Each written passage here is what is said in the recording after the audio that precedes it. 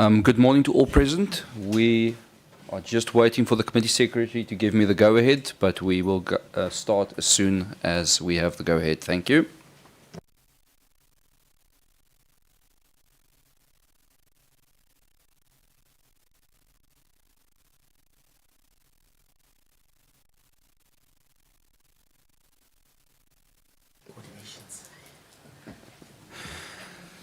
Good morning to everybody present. Let me take this opportunity to all in attendance to be at this meeting. Members of the committee, the Portfolio Committee, Public Service and Administration, and a very special welcome to all of the premiers who are physically with us today in the meeting. And then, of course, all of the delegations from Gauteng, KwaZulu-Natal, Northern Cape, the Northern West Province, as well as the Western Cape. Welcome to all delegations and members of delegations, as well as to the committee staff and all support structures which are here present today. I believe the acting DG, I saw him, he's here as well from DPSA. Acting DG, welcome to yourself and your delegation as well. We appreciate your presence here with us today. I would just like to specifically welcome Premier Lesofie from Gauteng, present here with us today. Thank you for taking the time to come out, as well as Premier Ntuli from KwaZulu-Natal. Premier Ntuli, welcome. We really appreciate your time here. Premier Sol from the Northern Cape, welcome.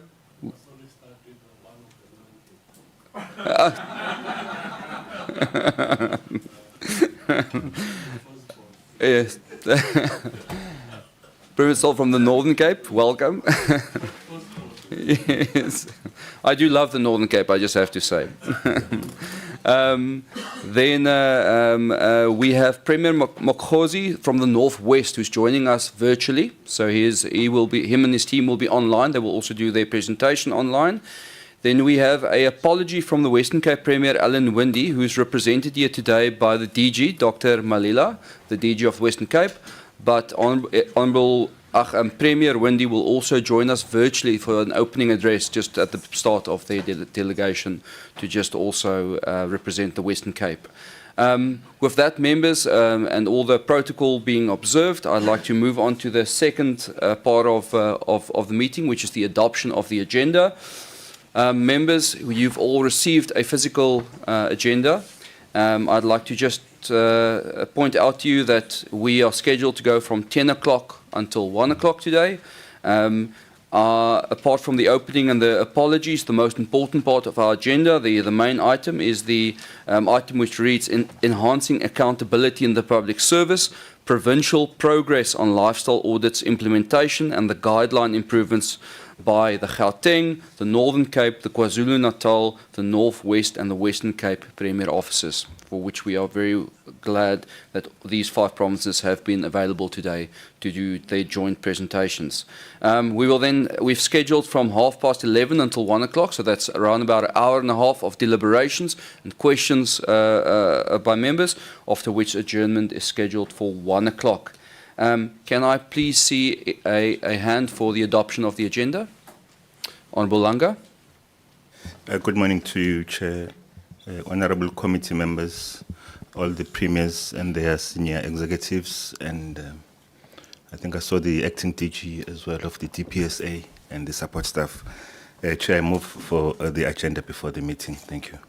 Thank you very much, Honourable Langa. Honourable Kaba, I see your hand. Thank you very much, Chair. Good morning to you and all the premiers who are present. And Department of DPSA DG. I'm not calling you acting DG, it's a long time now, acting. I must endorse you. All the staff coming with premiers, thank you. I second the adoption, Chair. Thank you.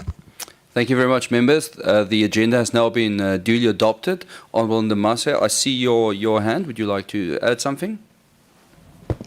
Thank you very much. Greetings to the meeting. I'm not sure yet whether we've reached item number 2 of the apologies, because I wanted to articulate something there.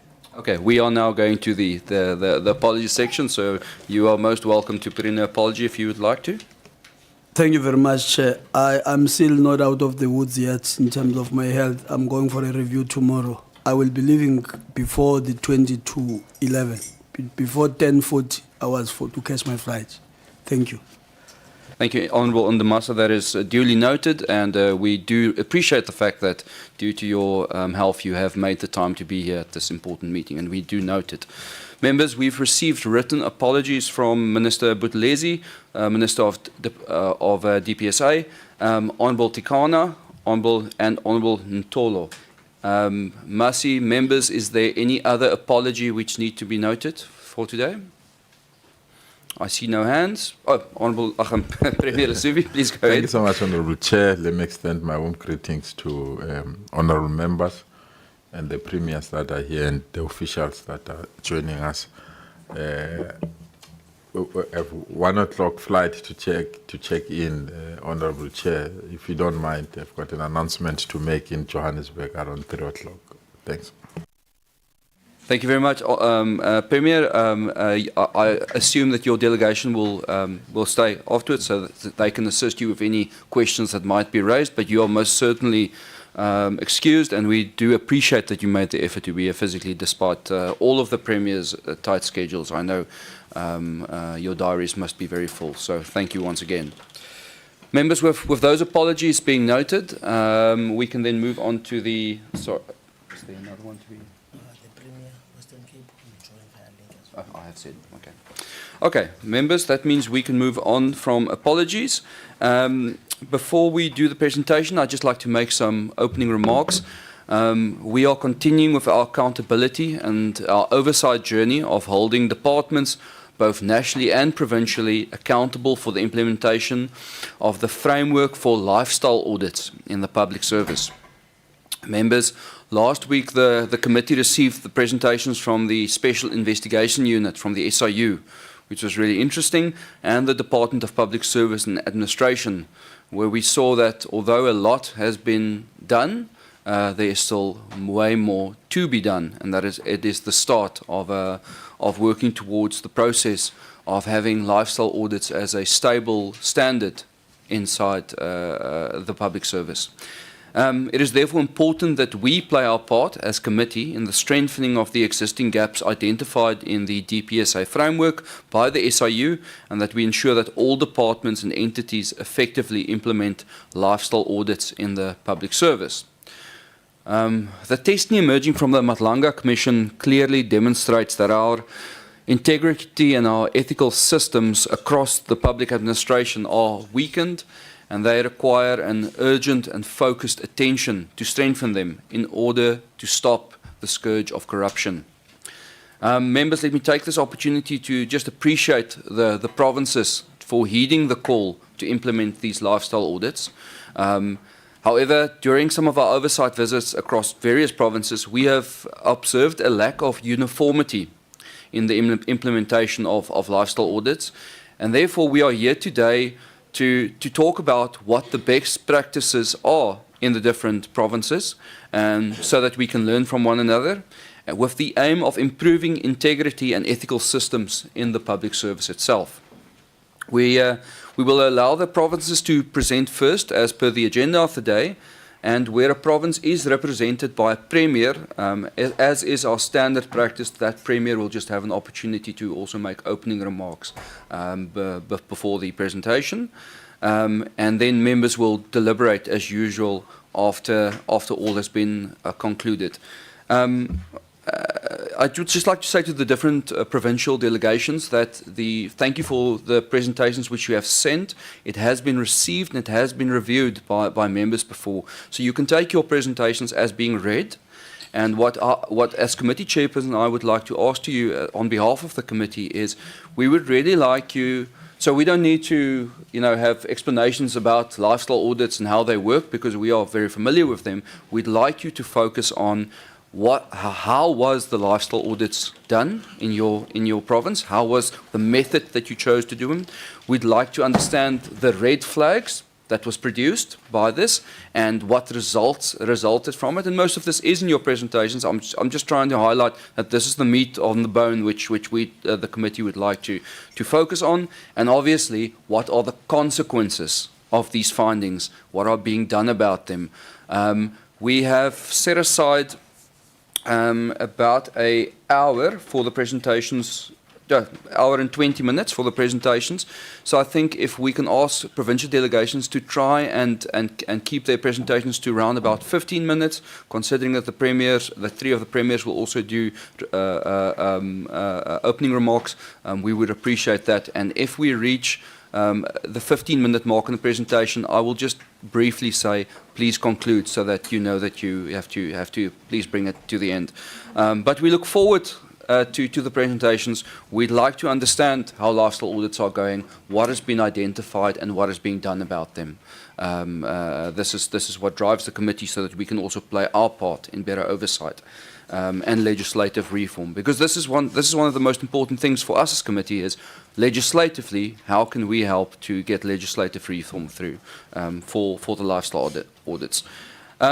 With that being said, members, that brings us to the presentations themselves, and I'm going to ask that the presentations be done in the following order. So we're going to first give the three premiers present their provinces the first opportunity. So that is KwaZulu-Natal, Gauteng, and then the Northern Cape. So those three will go first in that order, if that's fine. Then the Western Cape after that, with just a virtual address by the Premier, and then a physical presentation by the DG, and then a full virtual session by the Northwest at the end. With that being said, thank you very much, provincial delegates. I then hand over to the provincial government of KwaZulu-Natal to please do the first presentation. Thank you very much. Thank you very much, Honourable Chair, honourable members of the Portfolio Committee. Apologies, Premier. I'm sorry to interrupt you. I saw there's a hand from Honourable Malinga, which I did not see. Honourable Malinga, did you want to say something before we start? Thank you, Chair. My apology with my voice. Let me greet you, Chair, and greet all the premiers,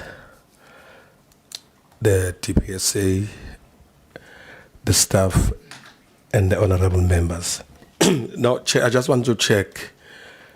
I can hear that we've got three premiers that are present here, and one will be on virtual, and the other one, she sent the delegation. I was looking at the apology. I thought that you will give us more information about the virtual one, because I can see that one of the premier, he compromised. He came here and he told us that by 1 o'clock he's supposed to check in. So I thought that you will give us more information in terms of the apology, because we can't treat them differently. So if all premiers were supposed to be here, if they are not here, I thought that you will give us the apology for those premiers. That what was the motive behind that? Thank you. Yes, thank you, Honourable. I don't have more details than what I received. The two apologies saying that both the Western Cape and the Northern Cape premiers will attend virtually and address us virtually. Ach, it's been one of those mornings. Apologies. Both the Northwest premiers and the and the Western Cape will be joining us virtually. You know, as is standard with these invites, when a delegation confirms their attendance and confirms how they will attend, they don't submit more details than that. You know, it's not an interrogation. If perhaps those delegations could give more details to it, but I don't think that was my, that I needed to go into it more. I received the apologies.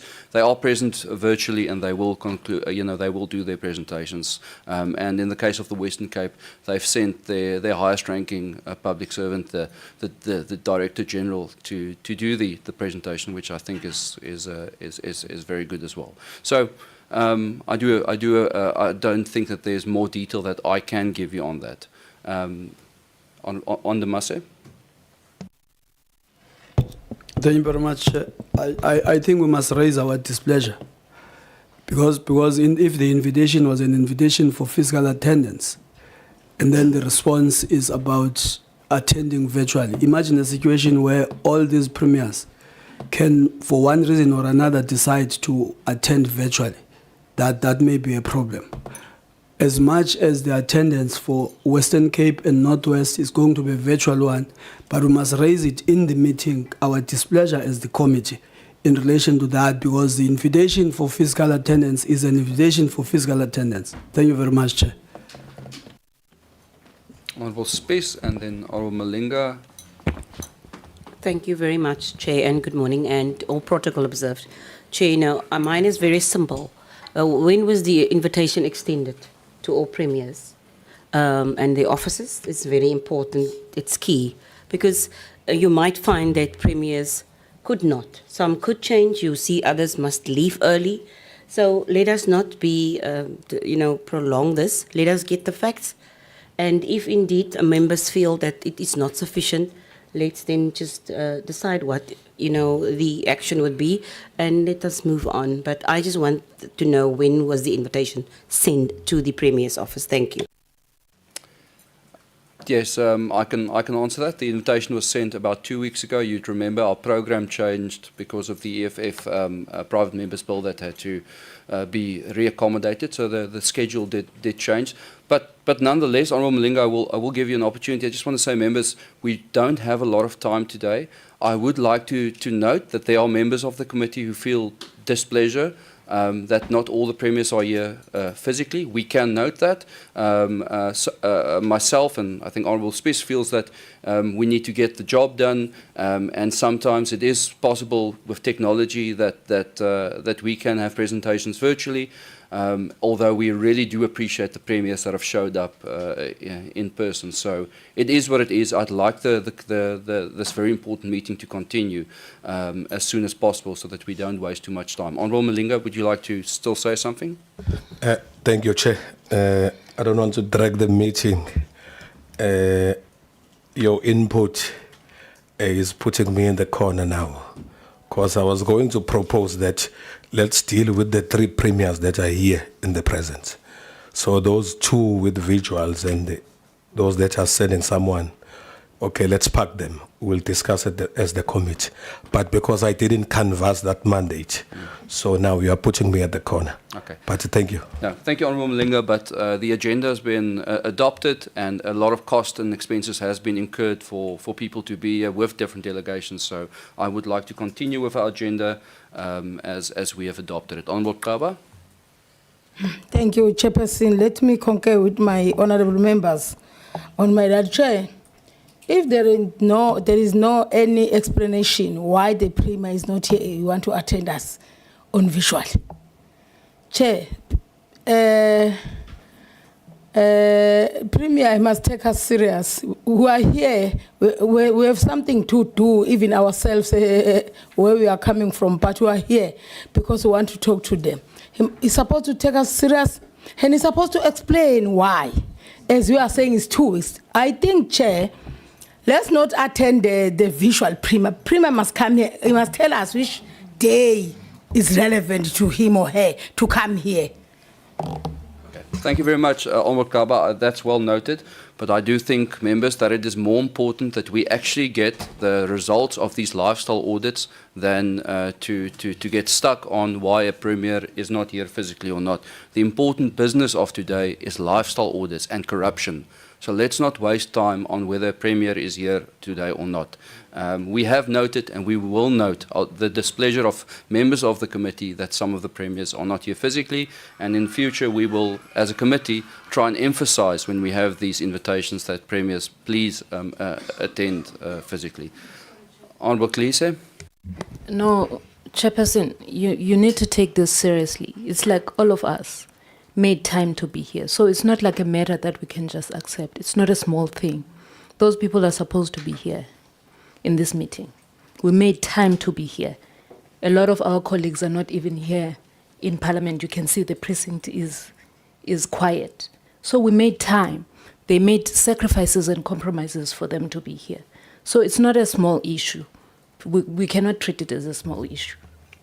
Honourable Klape.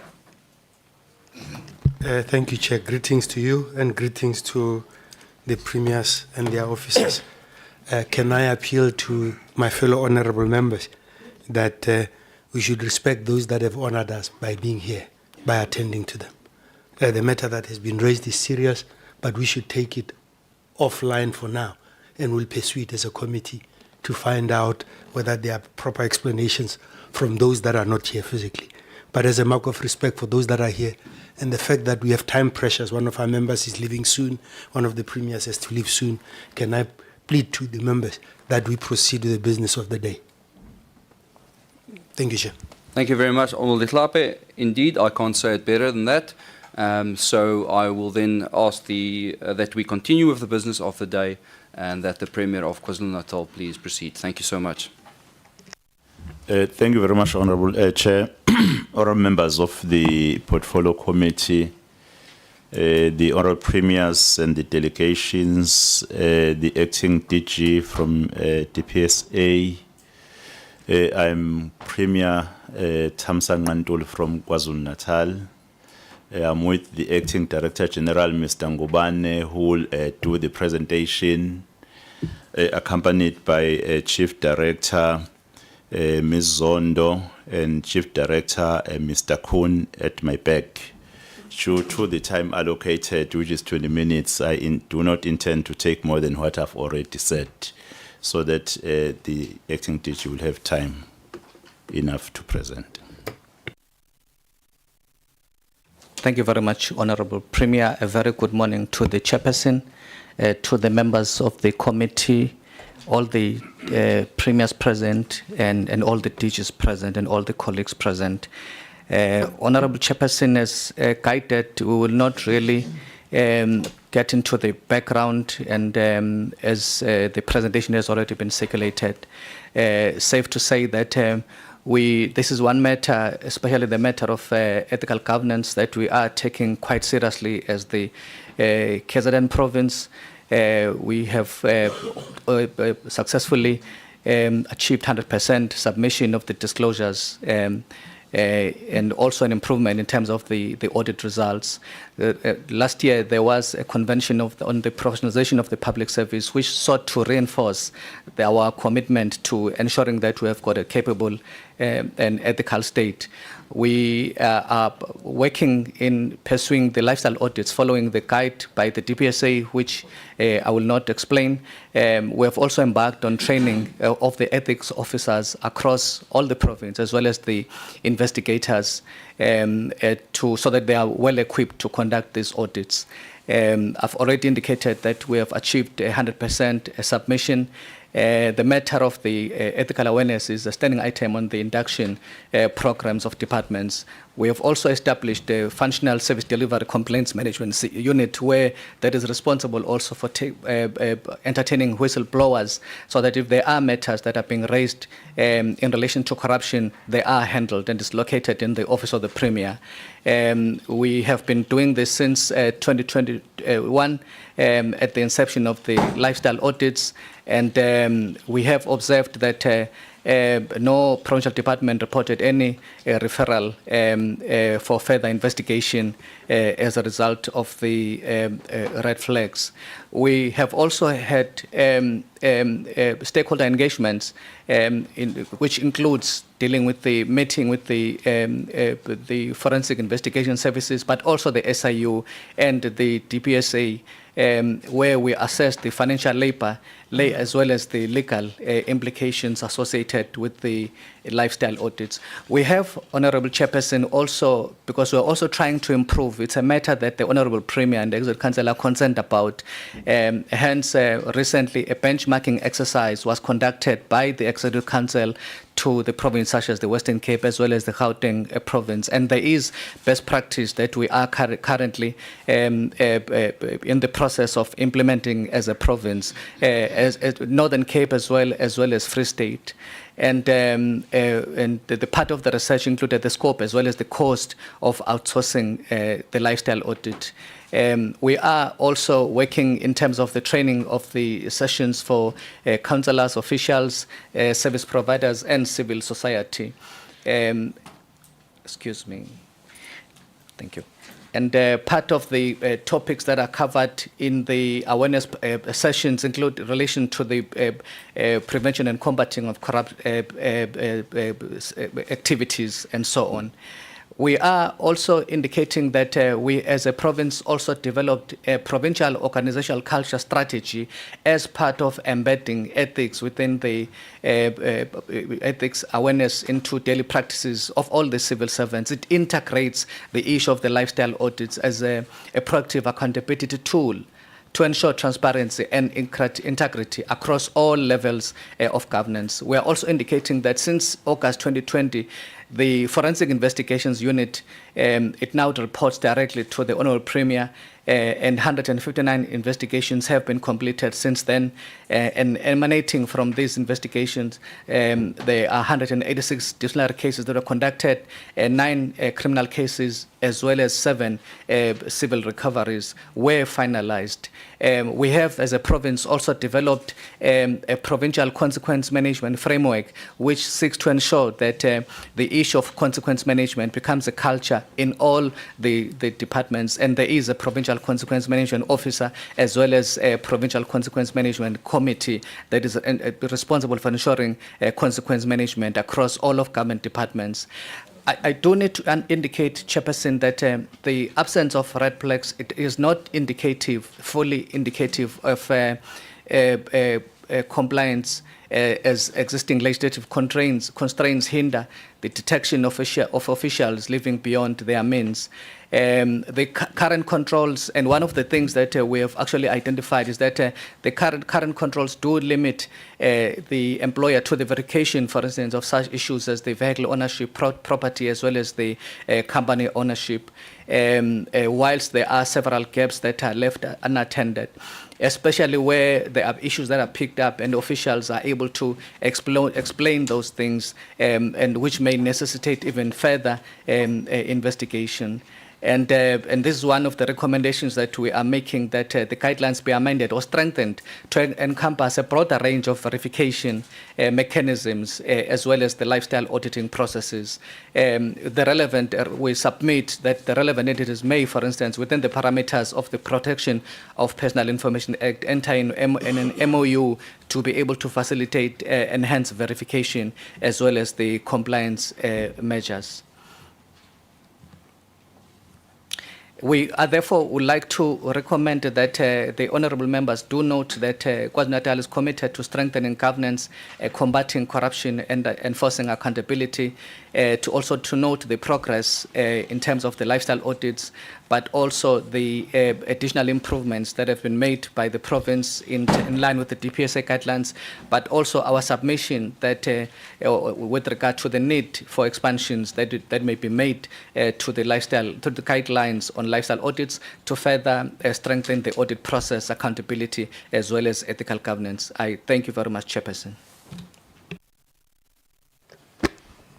Thank you very much to the province of KwaZulu-Natal. We then move on to the province of Gauteng. Premier Lesufi, please proceed. Thanks so much, Honourable Chair De Villas, and honourable members of the committee, the premiers present and the DGs present, and officials that are here. Honourable Chair, our approach as Gauteng was influenced since the 6th administration. We're of the strong view that we need independent people outside ourselves to go through our systems and check where are the gaps and limitations.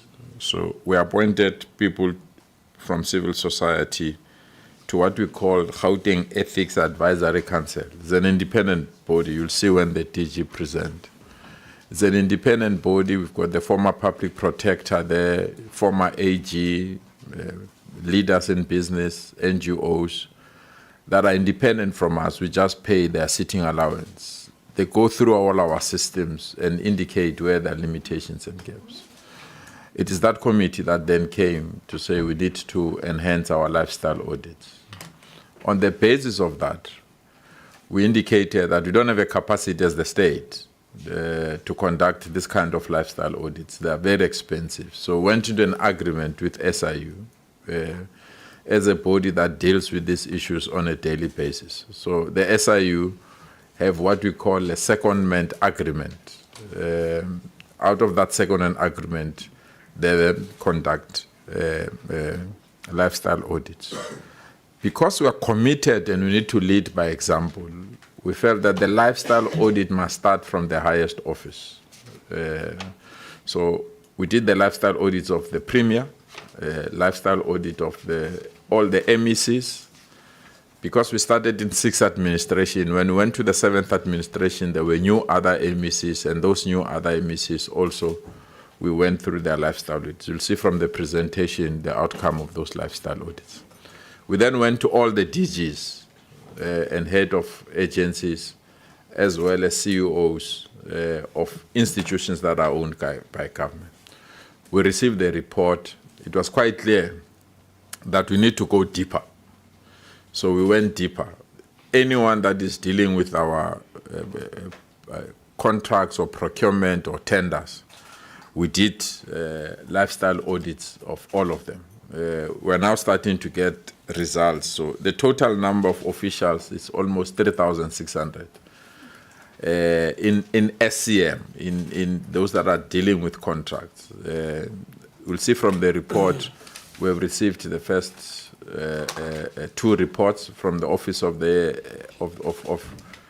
office of the Premier, because we wanted to start in the office of the Premier, because we need to lead by example. It will outline to you. What we are coming to you where we need your assistance as committee members is cost. This exercise is costly.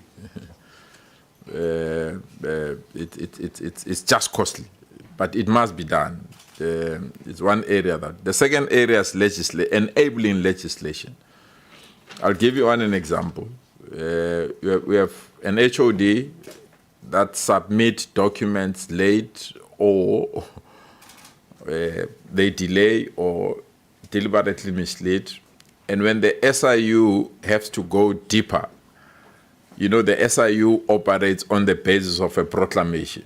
So in the absence of a proclamation, they can't go beyond where we think. And that's why we feel that we need enabling legislation that will assist us to ensure that. And also the need to bring other state institutions, the Financial Intelligence Center as well. It's very key. That will assist us to deal. But the actions that also need to be done within the Public Service Commission or relations or legislation that will deal. I felt, let me give that overall so that by the time you go to the presentation, it's just give an update of all these things that I've just outlined to you and where we are. So I'll hand over to the DG so that he can move with a lightning speed just to outline where we are on these things. Thanks for your time. Good morning, Chairperson, honorable members. The Premier has summarized the report. He's done everything. I'm just going. I could actually stop, but here's what. On the presentation, that was the introduction. But critical to the Gauteng's approach is this slide that I'm showing. That shows that Gauteng has what we call a Gauteng anti-corruption strategy. And that strategy has got 4 pillars: prevention, detection, investigation, and resolution. And each one of those elements has got an aspect that then tells us how we deal with corruption and related matters. There's a methodology that we have outlined. Key to that methodology is the structures that we put in, the instruments that we use, and the processes that we follow in dealing with this issue in respect of integrity management. As Premier has indicated, one innovation of Gauteng, which started in the 6th administration, has been the establishment of a civil society-led group that we call the Gauteng Ethics Advisory Council. So this is an independent, civil society-led, independent persons that are appointed to deal with and guide the Executive Council as well as government in Gauteng on how to deal with matters ethics. And they come from a diverse background. Professor Thuli Madonzela is among those.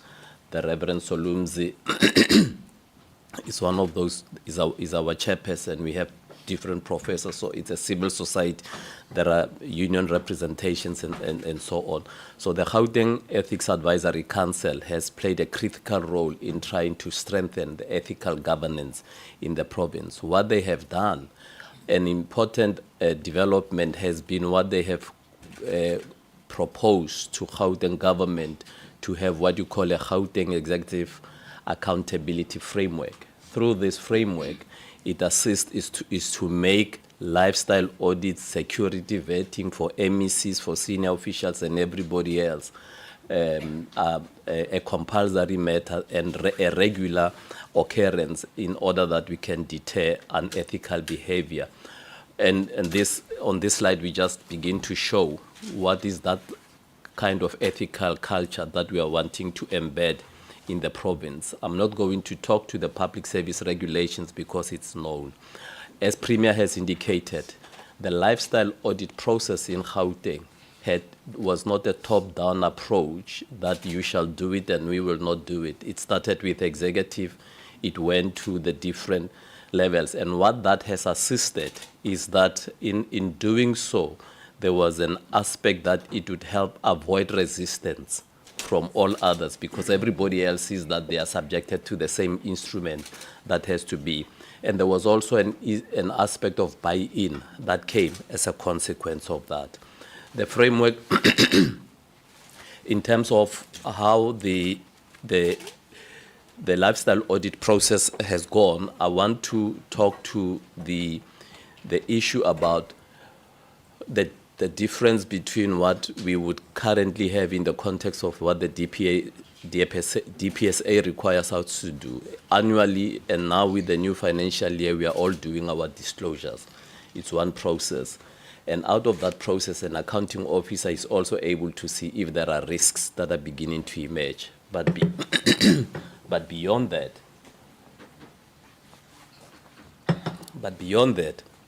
when a lifestyle audit comes in, it goes deeper on what would also have been flagged from an e-disclosure point of view. And what we have, as Premier has indicated, we have entered into a secondment agreement as the Office of the Premier in Gauteng, and that with the SIU, and that secondment agreement has assisted us to get to a point where we are. Up to so far, 19 lifestyle audits were concluded for accounting officers, including myself as the DG, the CEOs and heads of departments. This excludes the MECs because those were done through the Premier directly. What I thought was important to indicate about what came out of the lifestyle audits, and maybe it's something, it is more about the metrics that is used. What the lifestyle audit report brings is what would, so a lifestyle audit would then give you 3 sets of outcomes. It would say you are either a high-risk individual, or you are a medium-risk individual, or it becomes inconclusive. And there's also a risk that says low risk, meaning that you don't pose any risk. When a report comes and it says there's a high risk, the matrix begins to indicate a number of issues. Either you are high risk because there's been no compliance, there is unexplained financial transactions, your qualifications have a negative outcome, and all of those related issues. There are instances where a lifestyle audit can be inconclusive, where there are unexplainable transactions, undeclared directorships, misrepresentations, and related matters. And I thought that was an important element to raise in this case. Premier has spoken about this. What we've also picked up as additional risks, lessons that are coming out of the process that Gauteng has started, is that there's also instances where you get criminal record inconsistencies.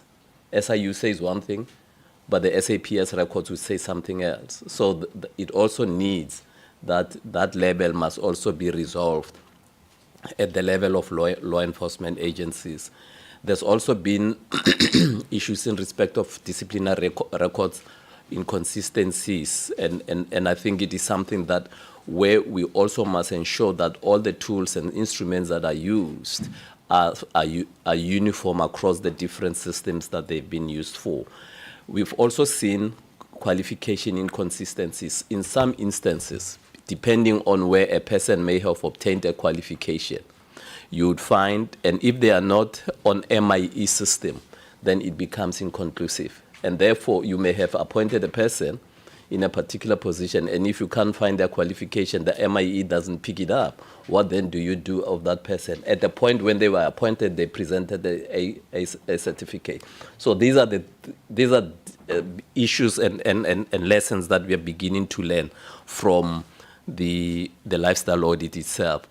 As Premier has indicated, we are using the lifestyle audit process through a secondment agreement, but the ISIU, in the absence of a proclamation, they may not be able to get all other necessary detail as may be required. What are the observations that have come out from lifestyle audits? There's a big problem among public servants of excessive gambling. These are now habits that what is being flagged.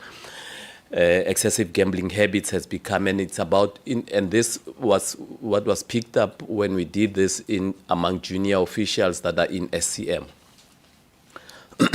We've also noted internal capacity constraints because there are financial implications of contracting the SIU. So anytime they do a lifestyle audit, we also have to pay them.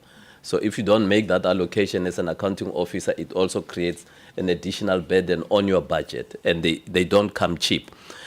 What officials have also begun to talk about are tax implications for the auditees, and we still don't understand this. It's a matter that we are going to have to talk to. To get 3-year bank statements, you have to pay to go and get that bank statement.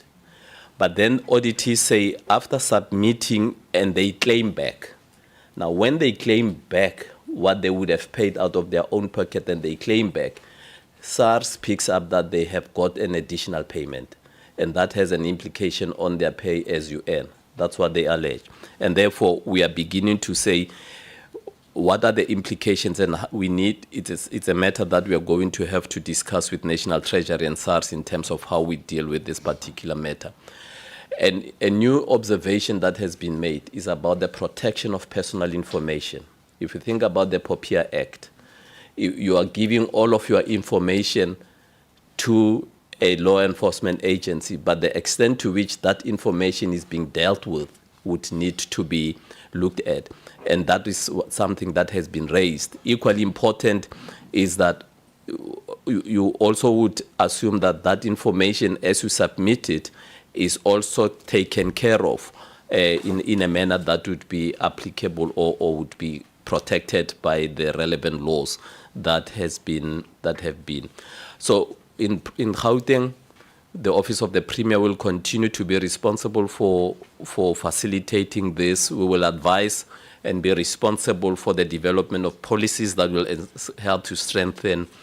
But more importantly, Premier Lesufi has spoken about ensuring consequence management in line with the findings and recommendations of lifestyle audit. But that would also require a difference from a secondment agreement to a proclamation, as we would. But what we are trying to do with this is to create a database of all lifestyle audit reports, so that at the end of the day, when somebody were to move from Department A to Department B, that such database would be available, and we know that a person can move, and then you don't have to be asked in terms of that. Finally, Chair, honorable members, we want to submit to you that as the province of Gauteng, as Premier Lesufi would have stated, that we will continue to subject all public servants to lifestyle audits. We will continue to seek to continue to improve on lifestyle audits, but also to determine, to help us get to a point of risk exposure that may be in fighting corruption, but it's all the different levels and that we are beginning to look into. We will be wanting to extend the lifestyle audits to municipalities in the province as part of our Gauteng City Region approach. And we believe indeed that lifestyle audits are one of those mechanisms that can continue to assist us in preventing and detecting fraud and corruption in the public service. That's our submission. Thank you very much. Just Chair, in conclusion, in the report, we have given an update. How many people have gone to lifestyle audits, how many have failed it, and how many have not failed it? It's in the report. We didn't want just to so on all this. Thanks, Chair. Thanks for the time.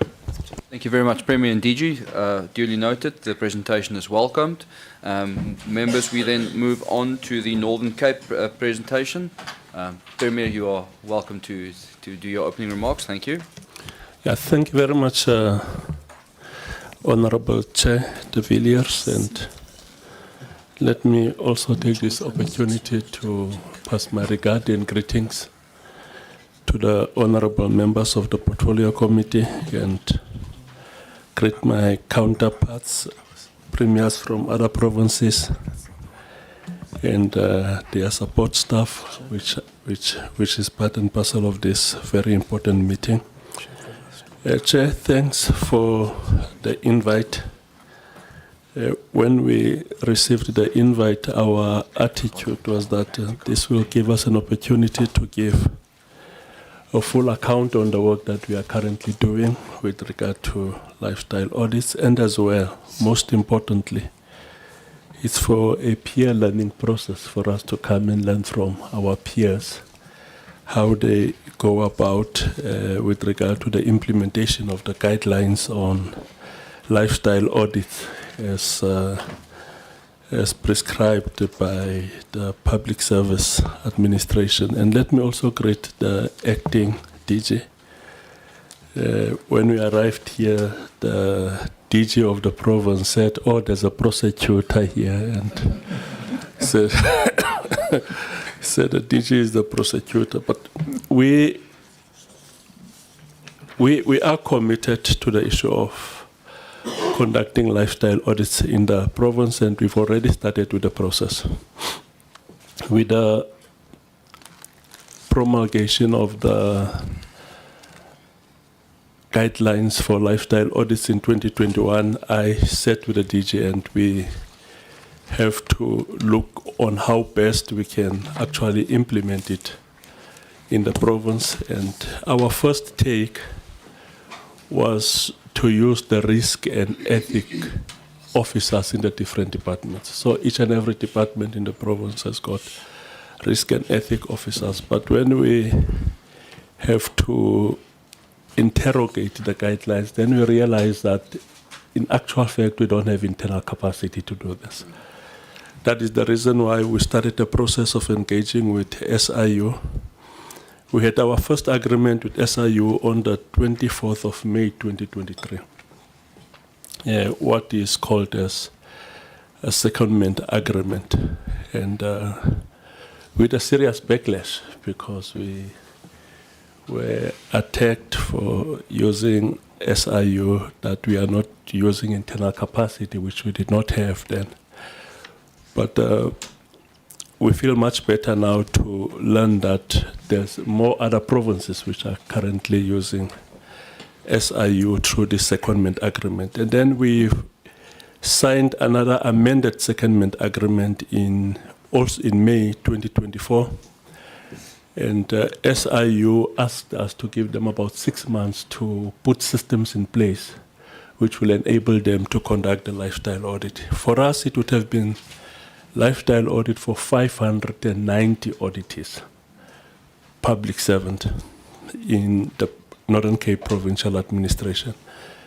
And with the secondment agreement that we signed with them, they were supposed to have finished in September 2025.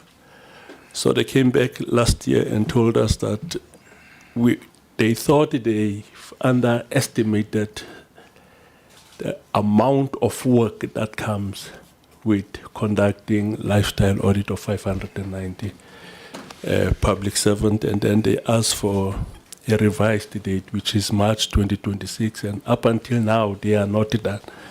If I can give you a brief, out of the 590, we had 7 who are out due to retirement and resignation, and only 367 is complete.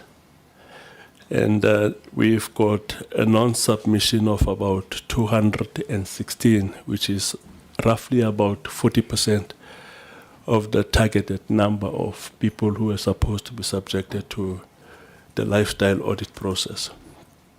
So even with the revised date, we are far from completing the process.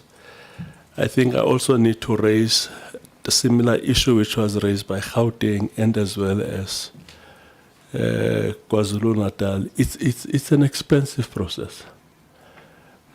For us to run this lifestyle audit, which is the first phase of the lifestyle audit process in the province, it costs us close to 13 million rand to do that with the SIU.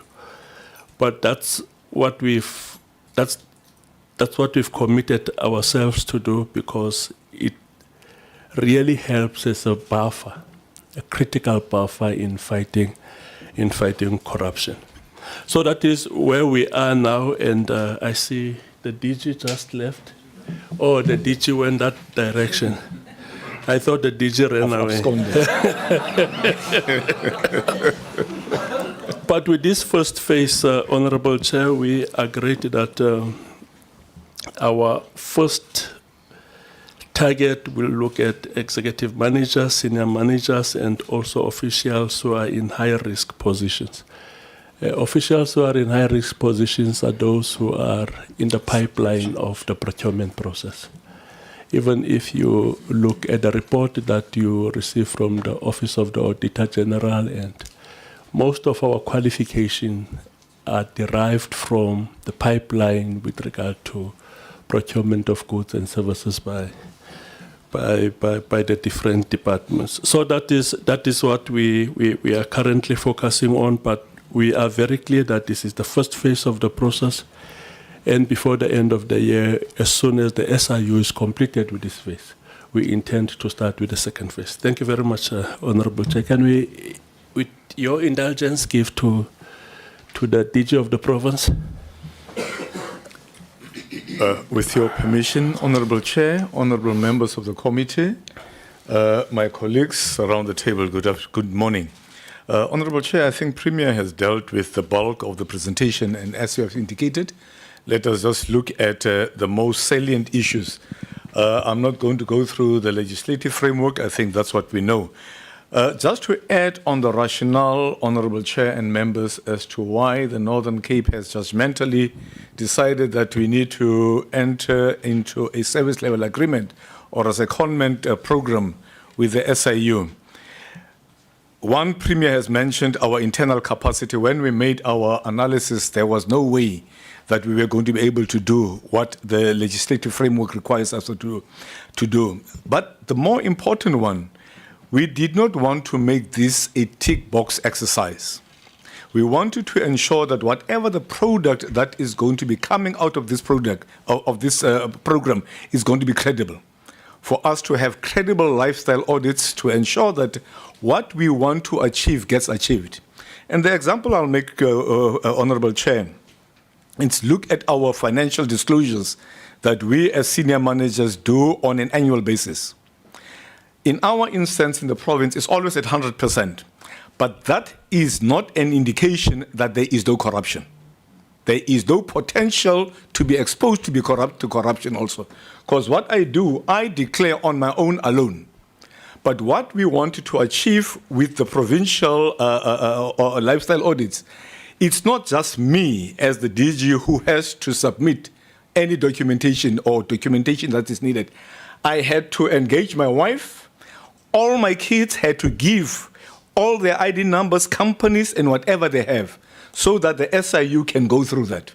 Because if it was just me, it's half the battle done. So for us in the office of the Premier, I had to ensure to lead by example. I had to have a meeting with my wife and my kids to say, but this is what we want to achieve in the province. And I am leading it. In order for me to be credible, I need to ensure all of you are going to be subjected to this. I think it took us just over 2 weeks to collate all the information, to provide that information to the SIU so that they can do what they needed to do. So that I think it was important for us just to mention as to what is the rationale and what the methodology was that we followed through in the Northern Cape. Also, Honorable Chair, when we go to the next slide, when we said, you know, it's one thing for us just to have the SIU, but let's ensure that the SIU also do have, in our engagement with them, the Financial Intelligence Center, Revenue Service, and where the Revenue Service comes in, and I think that's what my colleague from Gauteng mentioned, when you have to go to a bank and ask for bank statements, your bank and credit, and all the arrangements that are there with the bank, for 3 years, that comes at a cost. And who has to bear that cost? It can't be the auditee.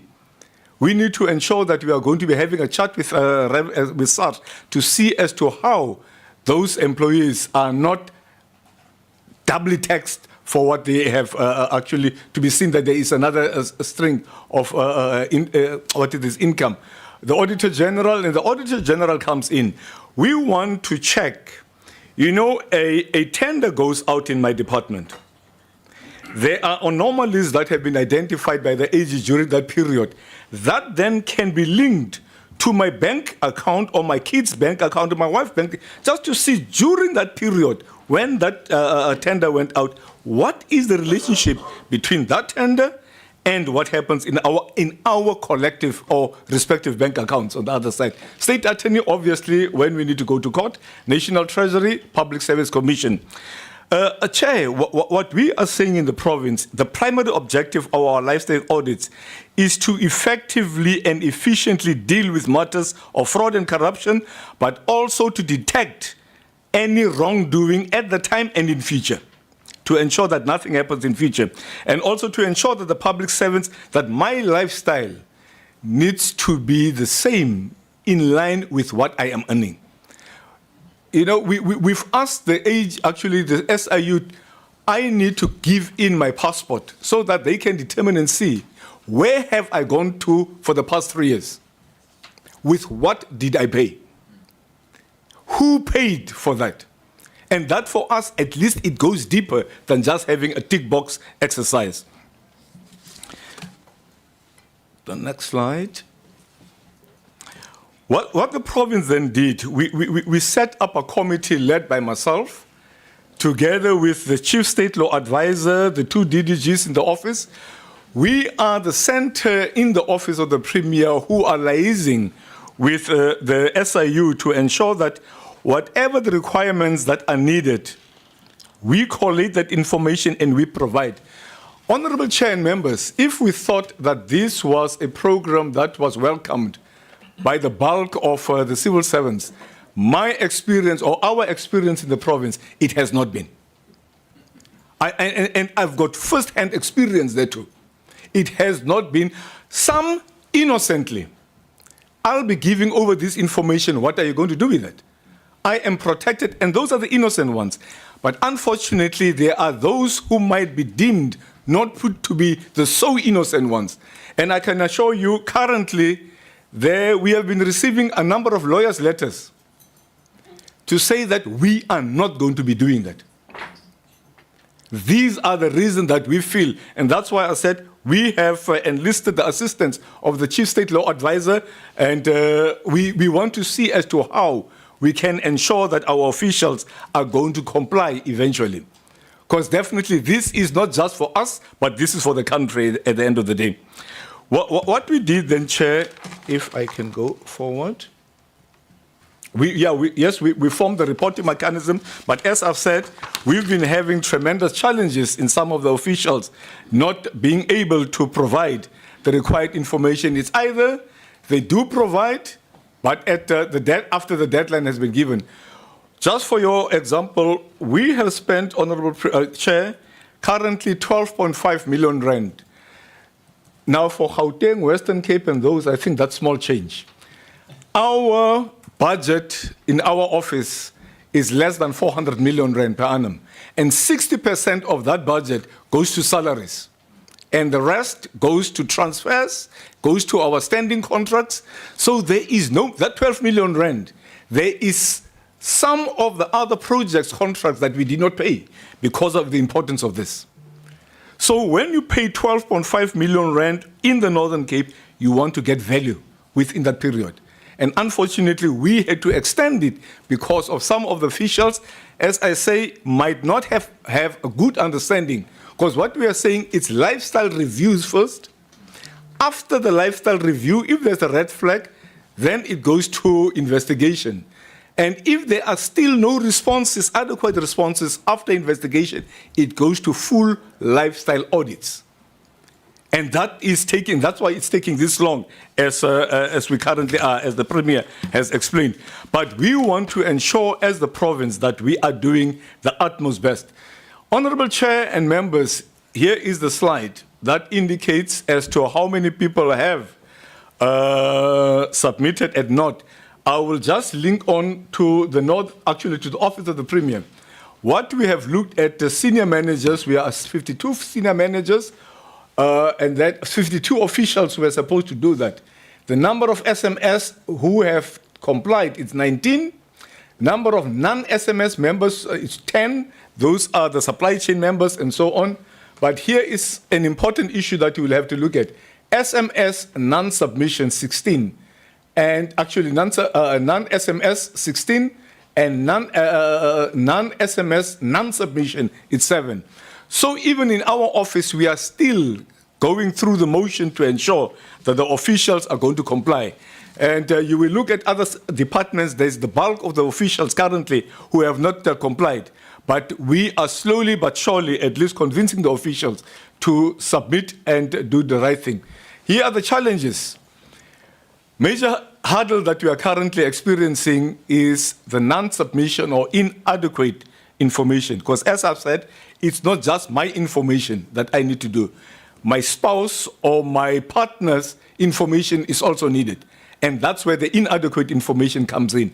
As we have indicated on the second bullet, our current auditees is only myself and not the spouses or dependents who are the ones who are being audited also. Concern remained regarding the limited use of bank statements and financial records during the initial verification period. What we've said, instead of 1 or 3 months, we wanted 3 years. And that 3 year is at least going to be sufficient for the SIU to make an analysis of my lifestyle over that period. To have for 3 months, January up to March, that doesn't assist us quite a lot in order for us to identify and do the right thing here. But also there have been resignations in the middle of the process. There's been legal resistance, as I've indicated. I've already received a number of lawyer letters from some of the officials in the other departments who are challenging us to do this. What we recommend, Honourable Chair, given the challenges, our recommendation from the province is that the SIU should be empowered to conduct routine audits systematically and independently without any regard to what we are doing. Whether I agree or not, let the SIU do that. And in order to that to happen, we want to adopt a blanket lifestyle audit proclamation to fast-track implementation in our high-risk departments and officials. And that we move beyond our compliance exercise to a system that actively sanctions wrongdoing and to maintain audit credibility. To have a standard operating process with DPSA and the SIU, and also the SIU to provide monthly implementation reports to us so that we can see from our side as to how we are going to have it's either disciplinary hearings or refer them to the Hawks or to the SIU, whichever case might be. Honourable Chair, in the whole process, let me just make you an example with myself. 1977, I was in the Eastern Cape, Hilltown, and I was arrested for riots there during the school riots. SIU picked up the conviction, but that conviction is not based on riots. They came back to report that I was arrested for fraud.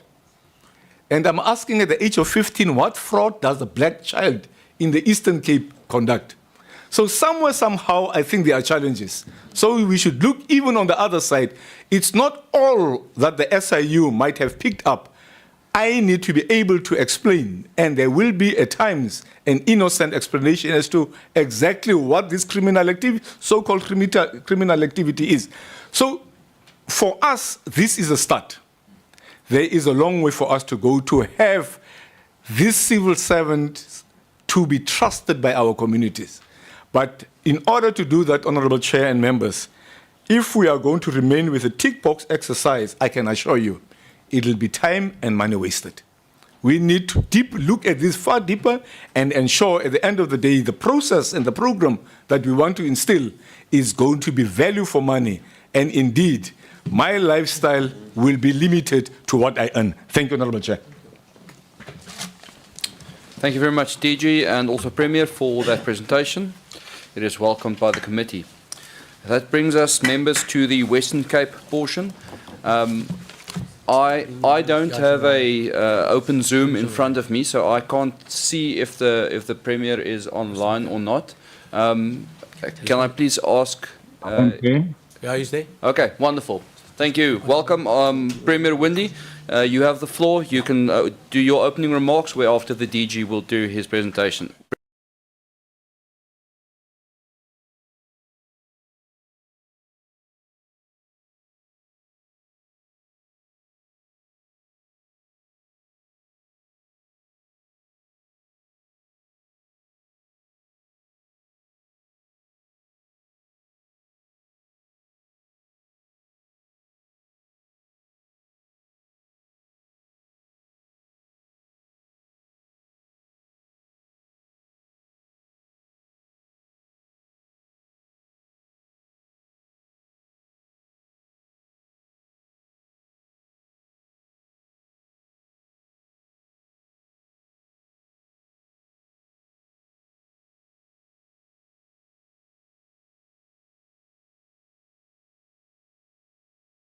Not using the SIU, we went out to tender for an independent audit firm to be able to do our lifestyle audits.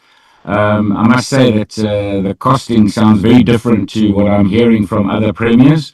Our costing for a cabinet lifestyle audit for myself and the 10 MECs runs at around 600,000 per audit.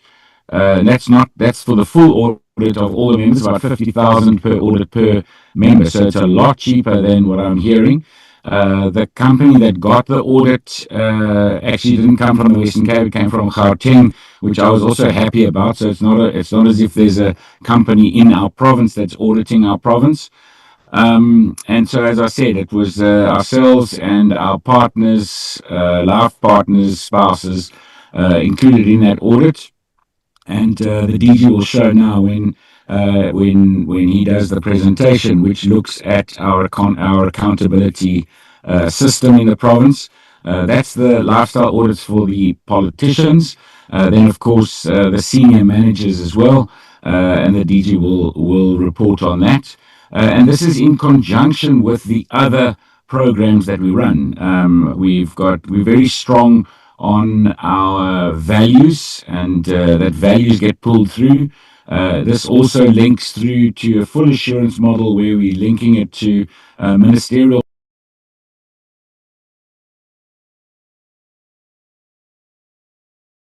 They are also measured via the Auditor General and the commitments that we make individually to the Auditor General on improving each of our departments to get it to the unqualified and clean audit status. That all forms part of this assurance model. So it's lifestyles, it's actually getting your job done and your responsibility as the political lead or political head of that specific department, and then how the department performs as well. And it's linked between the MEC and, of course, the HOD, or in my case, the Director General. And of course, I think it is really important, perhaps also that we do it at the start of the term, and then it also gets concluded at the end of the term. There is sometimes a bit of difficulty trying to get a retiring or an exiting MEC from the cabinet into that lifestyle audit process. But of course, you should measure it at the beginning of your term and then at the end of your term as well to see whether you've actually had any undue influence on any tenders or any programs of government that has enriched yourself. And then, of course, any MEC that exits, but also any MEC that enters into the system also then must comply with the lifestyle audit. I noted that some areas officials have not done so in other provinces. I mean, it's got to be a absolute requirement. If one of my MECs doesn't get the audit done, they will not be an MEC any longer. We've got to make sure that we build this into our contracts so that we've got the wherewithal to check that we are rooting out corruption and rooting out self-enrichment. It's a cancer in our system, and of course these are the programs and processes that really help us to make sure we can give assurance not only to ourselves and the oversight bodies, but assurance to the public whom we actually have to deliver services for. So thank you very much, Chair and Committee. I'd like to hand over to Dr. Malia. Thank you very much, Premier. DG, you are welcome to take the floor and lead with your presentation. Thank you. Chair, thank you very much, and also thank you to our Premier, and also good morning to the other Premiers in the room, as well as the members, of this committee. I think Premier covered a major part of what I wanted to present here today, but maybe just as to start, Chair, as the Premier has indicated, as the Western Cape government, we've got a couple of objectives. The first thing is to say that we want to build a government that people trust, and if you talk about building a government that people trust, it is embedded in values, and as Premier has indicated, we've got 6 values, but 2 of our values actually drive what we want to achieve today. It's the value of accountability and the value of integrity. And therefore, we believe the issue around lifestyle audits don't just exist by itself, but it actually exists within an ecosystem. And what we've displayed in our presentation is actually our accountability ecosystem. Because once you get to a point of a lifestyle audit or the outcome of a lifestyle audit, it don't just happen, by itself, but it is as a result of either your systems that's in place or your systems that is not in place. And we start, with the principles of good governance. So therefore, in the province, we sit with a situation where we don't have a single department that either received a qualified or disclaimer report. All our departments have received unqualified reports, and in fact it's one thing that we've been really pushing over the last while. And if you look at sort of our disclosures, if you look at some of the external institutions like the Public Service Commissioner, etc., we do not have issues around disclosures, and it's actually embedded in our entire system. I'm just trying to see how to move this. Somebody just assist me quickly. Okay, oh, it goes like that. Okay, so Chair, so the first slide really just deals with our accountability system, which basically consists out of 6 pillars. So it's really the planning, implementation, monitoring, control, reporting, oversight, and particularly for this purpose, it's the issue around oversight and also how to improve consequence management. Our planning cycle, and like my colleague from the Northern Cape, obviously it starts with our strategic plan. It starts with our vision of building a government that people trust, and then obviously the role that particularly the Premier as well as the MEC for Finance plays in this whole accountability cycle, and then also the arrangements, particularly around the Auditor General and also our own internal governance process. So what we saying as a province that we would identify the risks, so we don't follow just a blanket lifestyle audit kind of approach, but we look at the triggers, and the triggers comes from those documentation, etc., that's declared, and also obviously the work that our own internal ethics officers are doing. But as a province, we believe in a high level of compliance discipline as a default. Obviously, that starts with the accounting officers, but as Premier said, actually it starts with the executive, the Premier and his ministers or his MECs, and then the accounting officers, plus obviously myself, the line managers, and then particularly within the finance environment, particularly supply chain, and then just generally across the entire system. And all of this, Chair, is embedded in obviously our effective governance system, because we believe in governance. We've got a strong corporate assurance branch, a strong legal team, and obviously HR that supports the entire system. So the lines of defense is obviously your first line management. That's the first issue. Then it's about internal oversight committees. I mean, that's where you really start. And then really the different assurance providers. And the CFOs also plays a key role within this. And then obviously quality assurance plus our different M&E units. Then on reporting, Chair, as I've just indicated before, we provide regular reports also to the DPSA, and those reports would obviously include, issues of governance, issues of ethics within the finance environment, HR environment, because obviously it's not just the finance environment. I always say to people, in the finance space, when things go wrong, maybe it's one tender. But if you make the wrong appointment, if you make a fraudulent appointment, you pay somebody basically close to 40 years. So if you add up all those numbers, there are major risks also within the HR environment. And it sits obviously on financial disclosures, issues around ROAPs, and then really just around performance management. But it is about accountability. It is about how, you do your oversight and who all plays a role. So in our province, it's obviously the executive cabinet. We've got independent audit committees like many of my colleagues have got, and then obviously AXA, provincial parliament, and everything is really around oversight and also accountability. And once you do that and you drive it from the top, you will create an environment of stable governance. So what we've done, as Premier's introduced us, there's a compulsory lifestyle audit process for the executive and cabinet. We also have a particular policy in our province. We call it lifestyle audits in all departments according to Western Cape government policy, and that policy is obviously built on the work that ethics officers need to do and how you build in the whole system around risk, and then it's really around preventative controls, but it's driven by strong values. Then, Chair, the last two slides just deals with the process of lifestyle audits. As I've said, the issue of good governance is a discipline in our province, and we really follow that. It's the first pillar of the work. I spoke about, the issue around lifestyle audits at executive levels. So for the last, actually since 2019, 11 of our MECs plus their spouses were subjected to lifestyle audits, full-on lifestyle audits conducted by an external party. On 7th March 2023, the three new appointed MECs, they were also subjected to lifestyle audits. And then in February or September 2024 and December 2024, we've conducted a second round of lifestyle audits on the 11 MECs and their spouses, as well as on the three newly appointed MECs. So you can see, Chair, the MECs of the previous term, as the Premier has indicated, when you start as an MEC and when you end, because obviously we want to detect if there's been any undisclosed wealth that's been actually created. And then as a provincial top management, we've also adopted our own process guidelines. Those guidelines are follows the DPSA guidelines, so we are definitely aligned. And what we do is we see it as a risk management, fraud prevention and detection mechanism. But it's built on triggers. And those triggers can include what you disclose in your disclosure. There can be tip-offs, reports from whistleblowers. There are red flags, that we identify, particularly if the issues around undisclosed wealth. And then more importantly, the work in the finance space. And the last two slides just gives you an overview of how all your assurance providers comes together. So we start with our ethics officers. They do a lifestyle review based on obviously disclosures. So we use the e-disclosure system, your CSD, which is your procurement system. We use Purcell. We also look at people's gifts registers, and then obviously remunerative work outside of the public service. And then we've got our provincial forensic services that's internal in the office of the Premier or department of the Premier.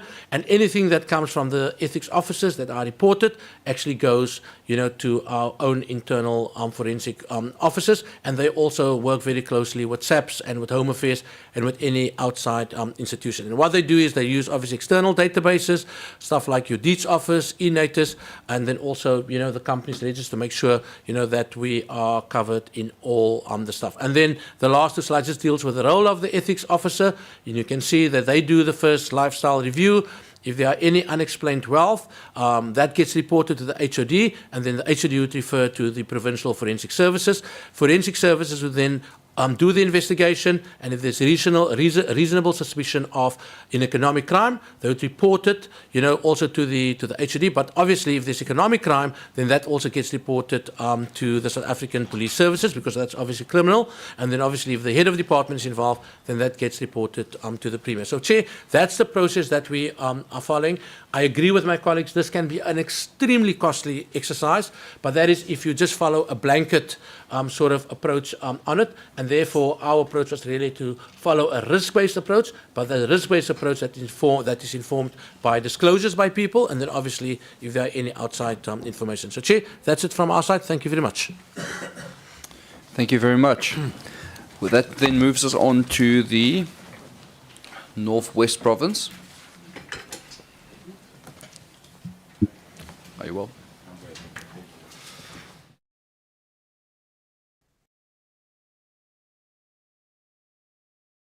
Well, thank you very much, Chairperson. Let me take this opportunity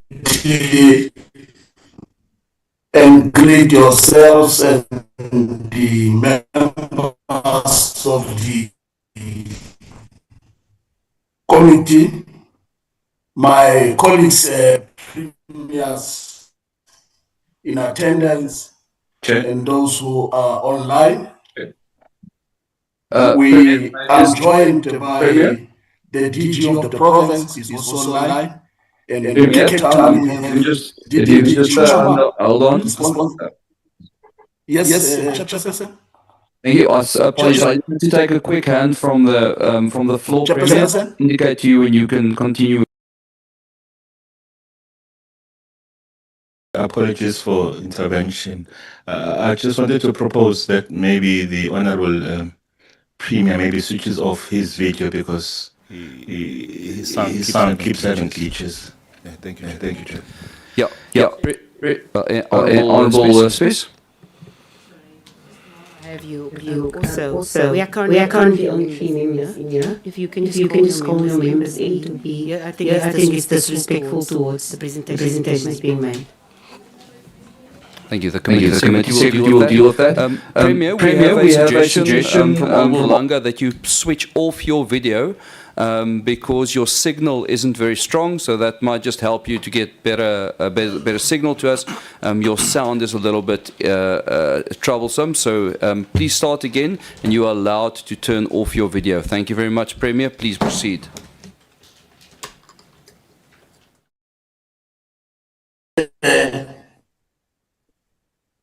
I have greeted and said greetings to your good selves and members of the committee, my colleagues, premiers in attendance, and those who are online.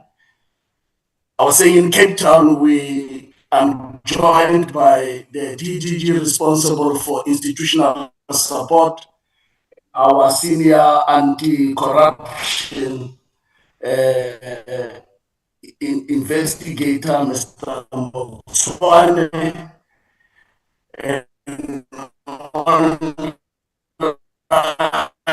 and is the DG of the province, and myself. I must indicate that we profusely apologize for not being physically in attendance due to other responsibilities. Premier. However, we did ask if there is an option for a hybrid, and then approval was granted.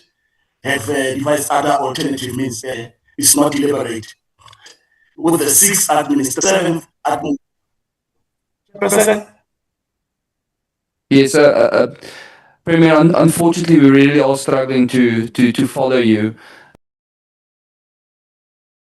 have a better connection, or you can try on a different device that's going to work. So perhaps I can suggest that the DG proceeds with the presentation, and then after the presentation we can see if you don't have a better connection, if you can just make a concluding remark at the end. So I think let's move on to the presentation rather. Members, is there any objection to that?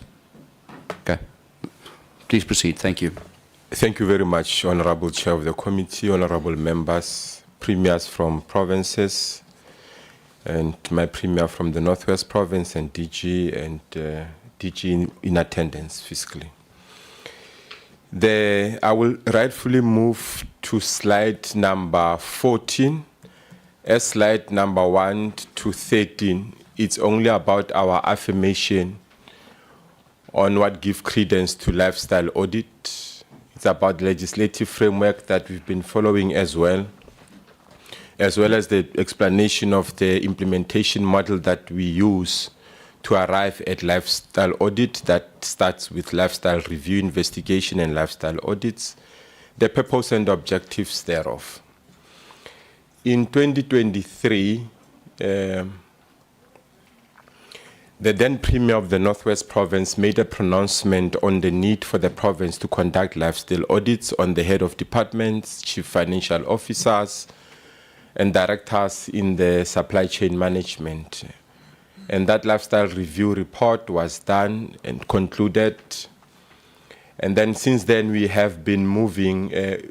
The process thereof was that the Director General appointed the task team members comprising of 8 members with clear criteria on how they go about that. Preparation was done in relation to 12 provincial departments. Information was gathered, analysis was done, and the report was finally produced thereabout. And since then, we have been moving as a province, year in, year out, to make sure that we are on 100% e-disclosures, as it were, as a measure to detect whether the need for us to continue up to the stage of final audits. If you move to slide number 20, after slide number 21 to slide 22, it's about the total number of SMSs in the previous financial year who disclosed, which is 100% for across the 12 provincial departments, as it were. And there were no red flags, however, coming out from the e-disclosure reports as it is. We continue to pledge and make sure that we will continue with a lifestyle investigation and audits and reviews if need arise within the province because of its importance, as soon as the red flags are done. And this is the commitment that we have in the structural approach of how we're going to go about doing it ourselves as a province. We have identified close to 6 improvements that we want to put before the portfolio committee. That what we are doing currently as a province, we'll continue to advocate and ensure consequence management. We'll have our own awareness campaigns and programs in place.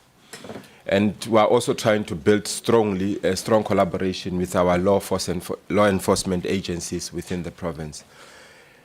Number 4, number 5, number 6, somehow we are proposing a policy consideration that we need to move to a space where, as and when we employ SMS members, just for completeness, we need to make sure that perhaps we are able to get the bank statements thereabout. So the one that we are actually also putting forward as a measure that would improve to wage war against corruption and fraud within the public sector, thereby building confidence of the public and the trust.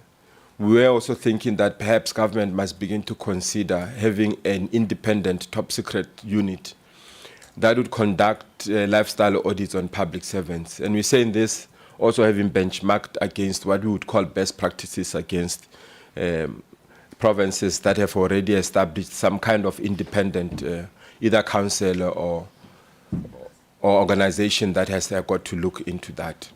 So this is our presentation to a good self chairperson and the portfolio committee, and we want to thank you very much for the opportunity. Thank you very much to the delegation from the Northwest. Members, that then brings us to the end of the presentations. We are actually, I think, right on time. which means we now have an hour and 20 minutes for deliberations. Members, I'm going to limit members or ask members to keep their remarks and questions to within 5 minutes. This will give us enough time for everybody to raise their concerns and ask their questions, but also have the responses from the five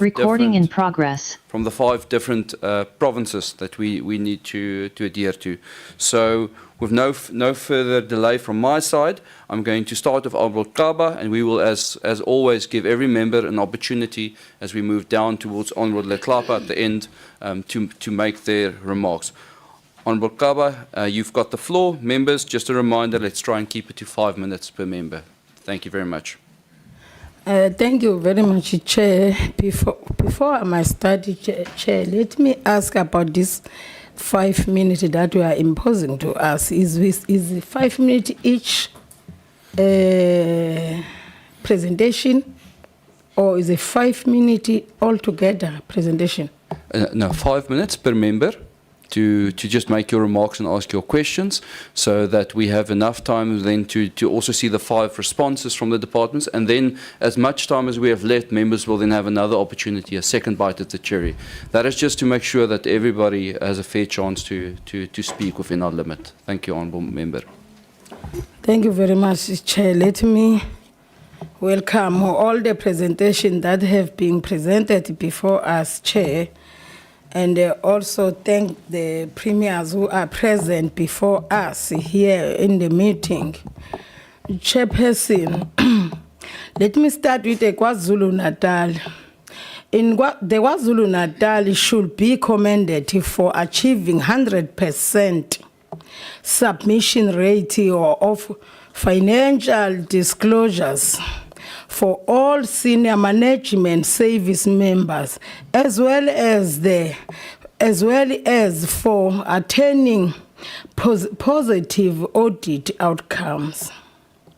Following the DPSA directive and KwaZulu-Natal province compliance with the submission of lifestyle audit, how many officials were flagged as high risk?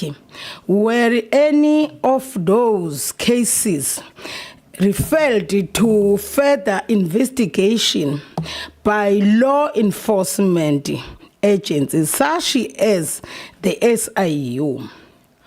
What is meant by the statement that there were no referral of matters for further investigation and or criminal action as a result of red flags, particularly in light with the province's experience with allegation of corruption related to the school nutrition program?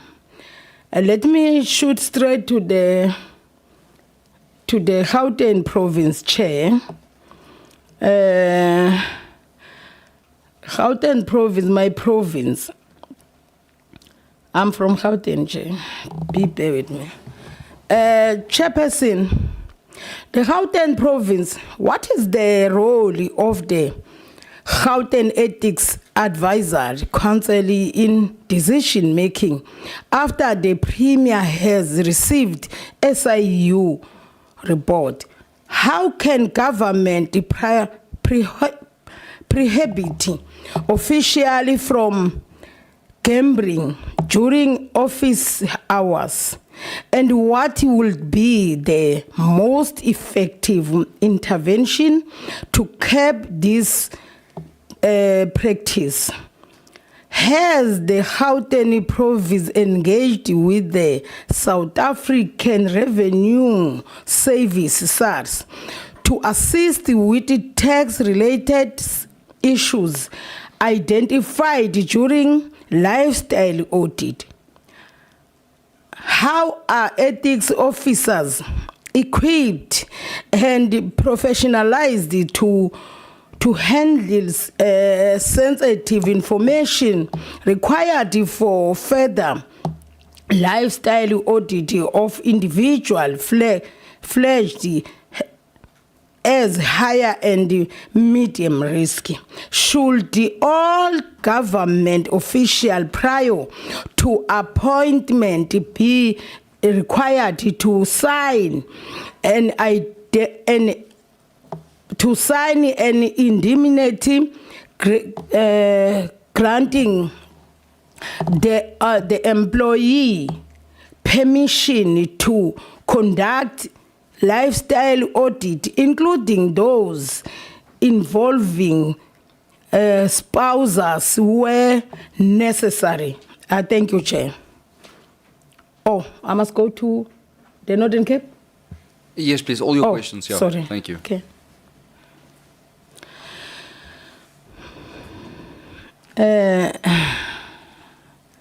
I hope I still have something minutes. Thank you very much, Chairperson. In the Northern Cape, could the province clarify the term credible lifestyle audit? What does it mean in building a solid integrity and ethics system in the public service? To what extent risk and ethics management unit compromised in executing their function, given that they report cases to senior management who may sometimes be implicated? Please explain why a large member of SMS members, 86, have not submitted documentation for lifestyle audit. Was there no time frame given for this specific subject, particularly regarding the submission of individual document? I thank you, Chair. Thank you very much. Honourable Bulwane, please proceed. Thank you very much, Chair. I think 5 minutes is too little, Chair, but I'll try. Chair. Let me greet the premiers that are here today with us, and also our honourable members, the support staff, officials from different provinces that are here with us today. Chair, I will start with the KZN, because we already started with KZN in the presentation. I've got only few questions, but firstly, let me welcome the presentation, all of them. I think their presentation, they are well informed. The only thing that I have is the few questions, clarity questions on the presentations. On KZN, Chair, I will go to when they present on the slide 6.4.4 and slides 11.7.5. Can they please clarify us about it's like the contradiction on that the slide that I mentioned here. Maybe if they can clarify us on those slides. And then the other thing, Chair, what is the legislative constraints are on this one? I think I'm covered on the presentation. Has the province, together with the Provincial Public Service Commissioner, conducted an analysis on data driven to the financial disclosure framework and lifestyle audit to ensure the consistency and accuracy in officials' reporting? And the other one, on this one, I've got only two. The last one is what input can the province provide regarding the shortcoming of the lifestyle audit framework or the guidance developed by the Department on Public Service and Administration as implemented in the public service? Is for KZN. I've got only these few, Chair, because most of my question I'm covered. let me go to the province of Gold, the Gauteng one. Oi, oi. Oi.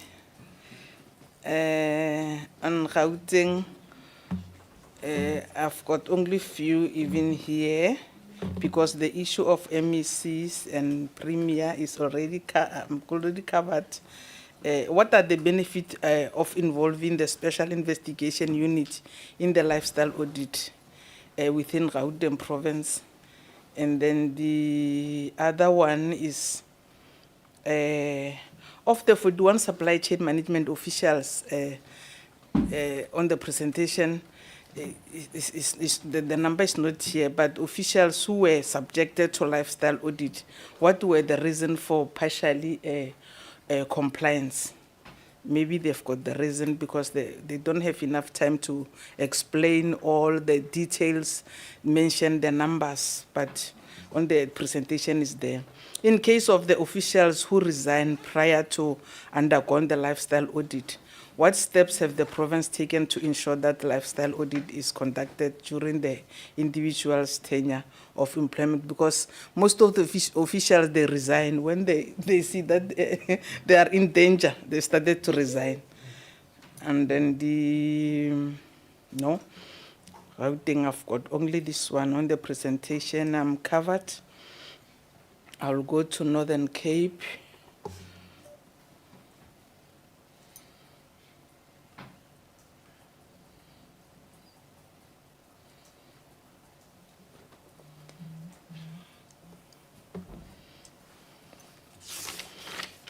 I read something for Northern Cape.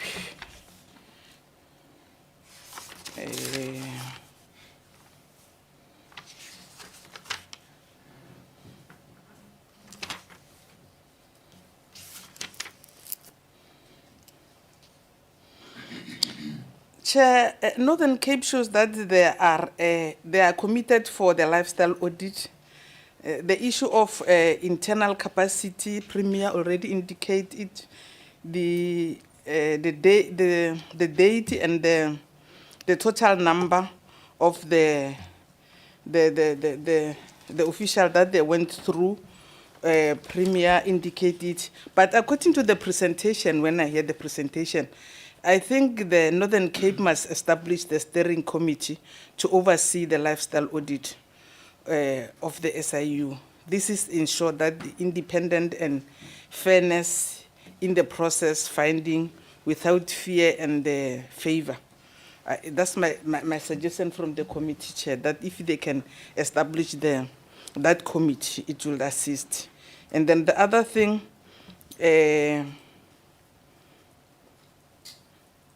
entering into a service level agreement with the Special Investigation Unit to assist with conducting the lifestyle audit for all senior managers. Maybe I will check, was there a value for money in conducting lifestyle audit for all SMS members in the province? And then maybe the other thing, what are the benefits of the involvement of SIU in lifestyle audit? What led the province to consider the SIU to conduct lifestyle audit, and what are the view of the province regarding the payment of the service fee to the SIU? Lastly, should the government through legislative reform amend the SIU Act to grant it powers to conduct lifestyle audit rather than through proclamation, and that they request the executive authority? I think it's the last question to the Northern Cape Chair. Chair, thank you very much. I'll stop there. Thank you very much, Member. Honourable Spies, please proceed. Thank you, Chair. Chair, for ease of reference, there will be about 3 questions that I would pose to all provinces, and then here and there I would highlight from my observations in the presentations made some individual questions. I'll start with KZN. On KZN, I would like to just asked in terms of when you're selecting officials for lifestyle audits, I need to understand if the province applies a risk-based approach when you're selecting officials for lifestyle audits, particularly focusing on departments with historically high corruption risks, such as health, education, infrastructure, and public works. And then once there's red flags that's been identified, I want to understand, even when those red flags have been identified, you know, and where it does not immediately result in criminal referrals, what internal monitoring or follow-up mechanisms are in place within the province to ensure that officials that have indeed been identified as potential risks are not simply cleared without any scrutiny? And then in terms of historical corruption cases, given the province's experience with corruption allegations, and it's been mentioned, such as the school nutrition program, has the province considered retrospective lifestyle audits on officials linked to past procurement scandals? Then I will move over to Gauteng. Thank you for that presentation. Gauteng, as if I'm correct, the Premier said that there's about 3,600 officials listed, or you know, an estimated 3,600 listed for lifestyle audits.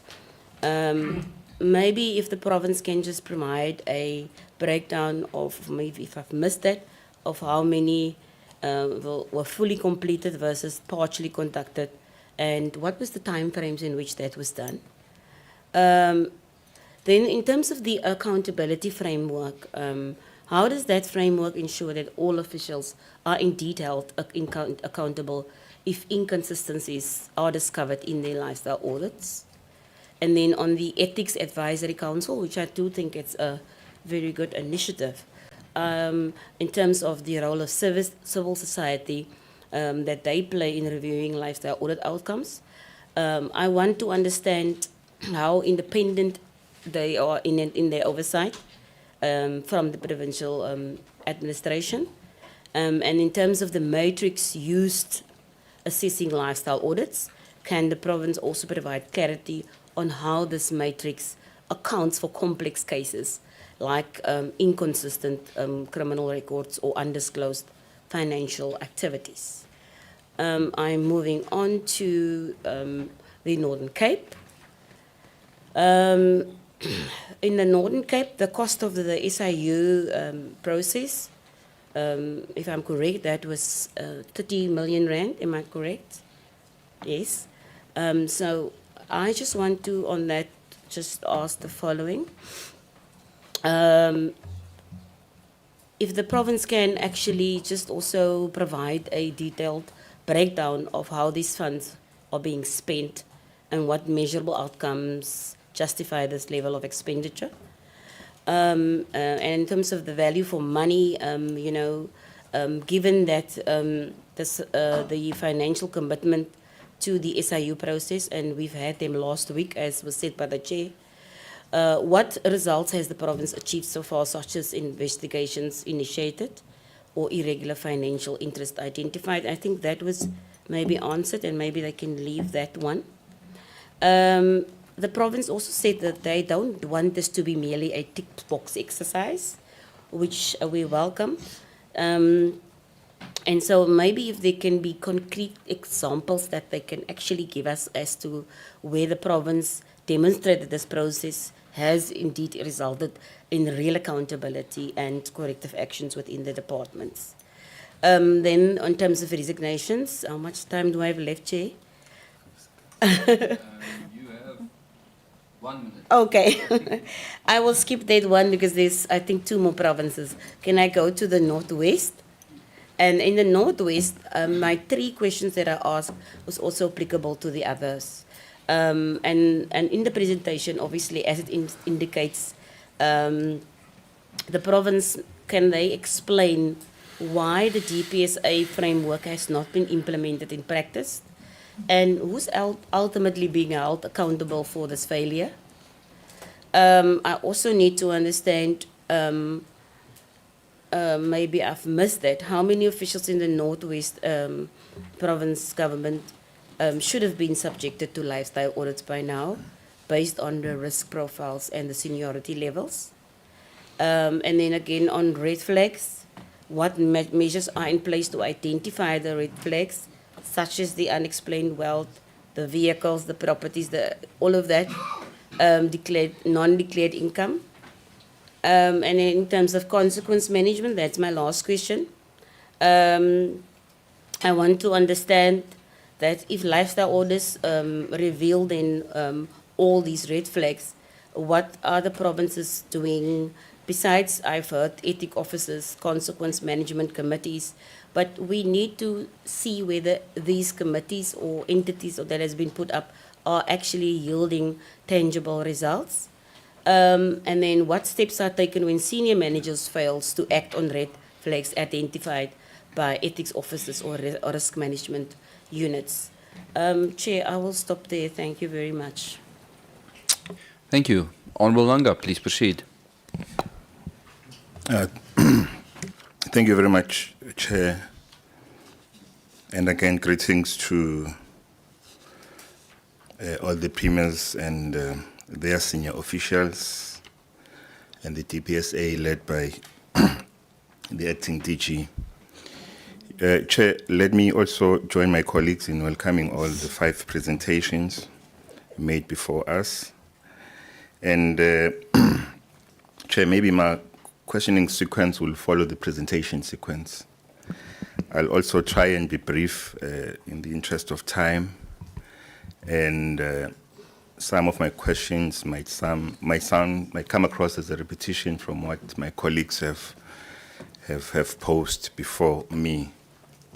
So maybe I will start then with KZN. Maybe just to check, what method does KZN use in conducting lifestyle audits? And is this exercise primarily for compliance purposes, or does it effectively serve its intended purpose for addressing, or rather of addressing and preventing corruption within the government departments and entities?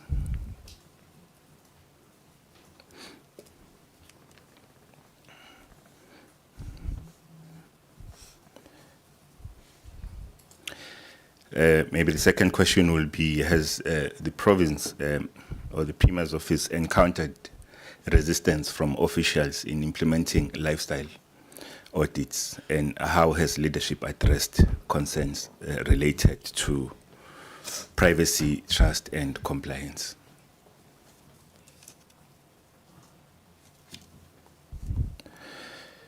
And to Gauteng, the presentation suggests that lifestyle audit outcomes may inform employment decisions. And how is this balanced against labor rights and due process?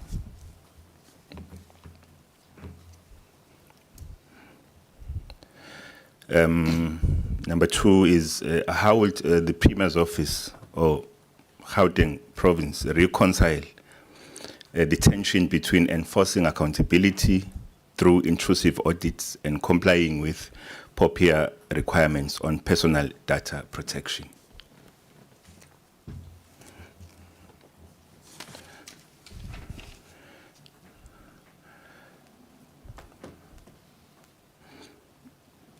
And to the Northern Cape,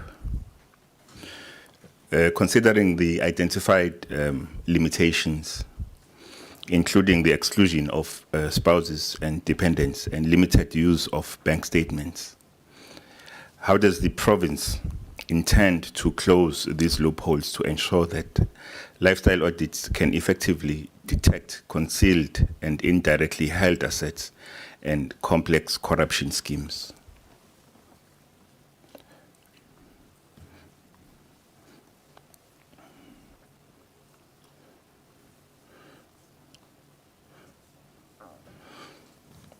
Maybe for Northern Cape, because we have a small budget, it will just be that question.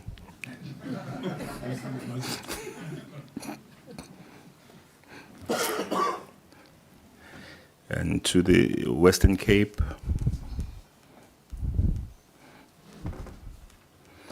where's the DG? The presentation emphasizes mature risk-based planning. What are most common high-risk areas identified across departments, and how are these risks actively mitigated beyond documentation? Number 2, lifestyle audits currently focus on alignment between income and lifestyle. Are there plans to expand the scope to include indirect benefits, third-party relationships, or politically exposed networks?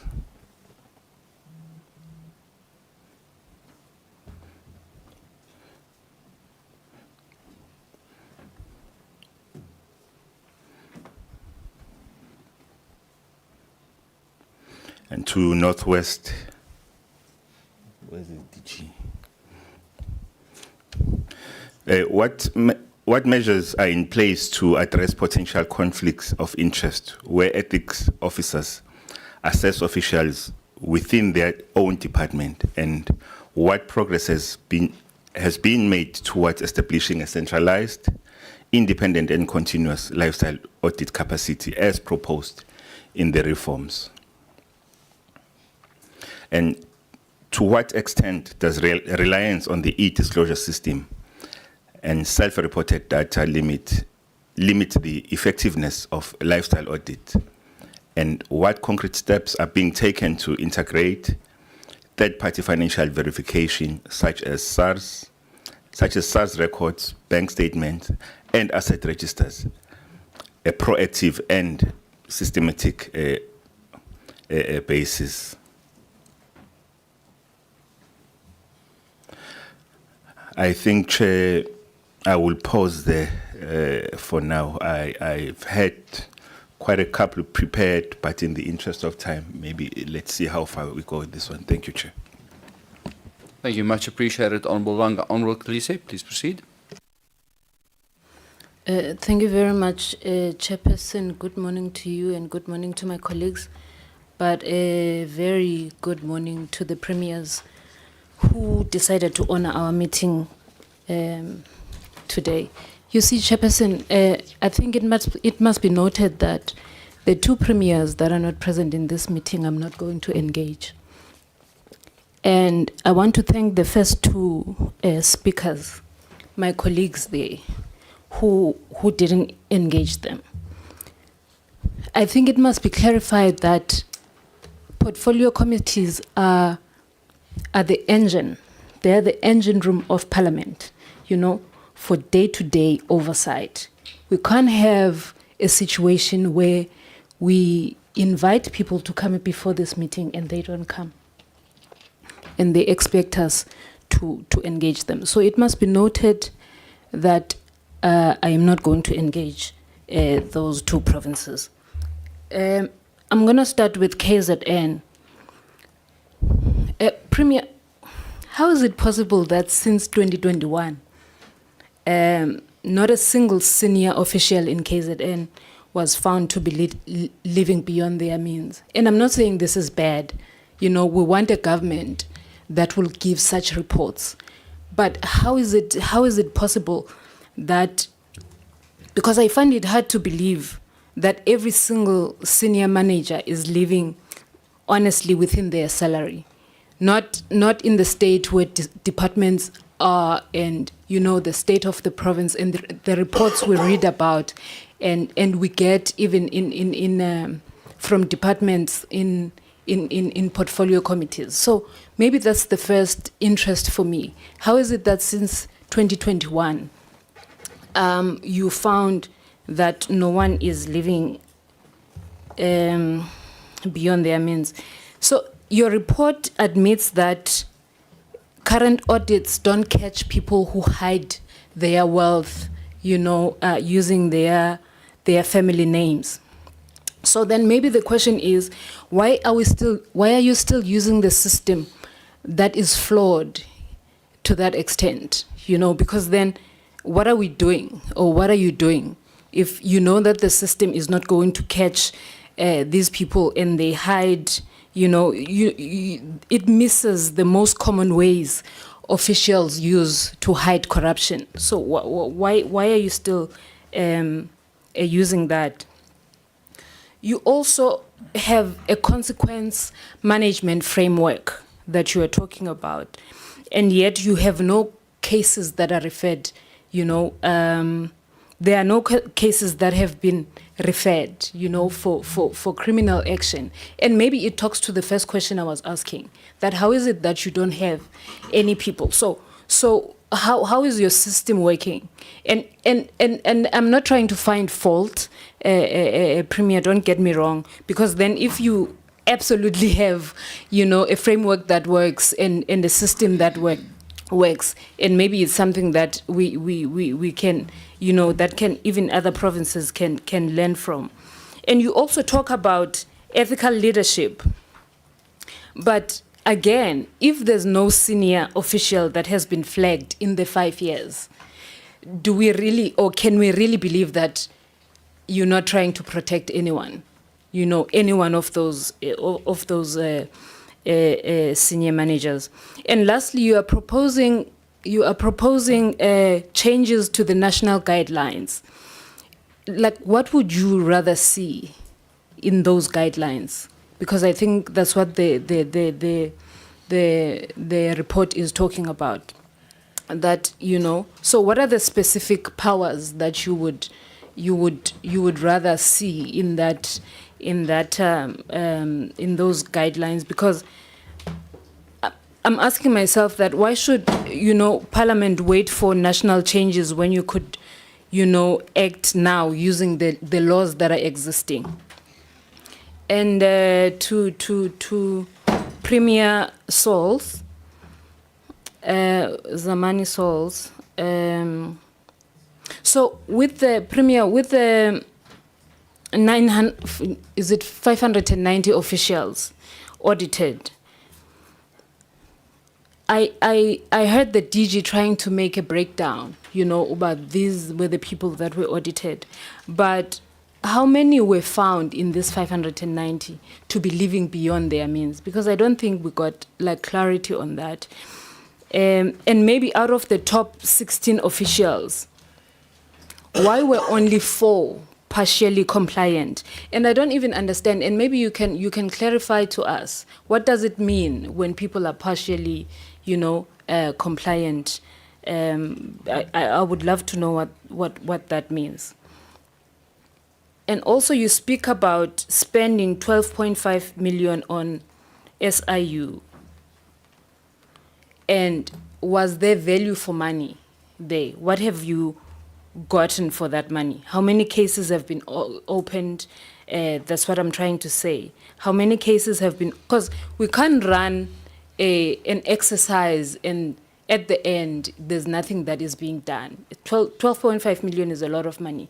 So out of that money, was there value for money to say, now these are the people that will be disciplined, these are the officials that have been disciplined or arrested, because there needs to be something, some consequence management that is happening ultimately at the end.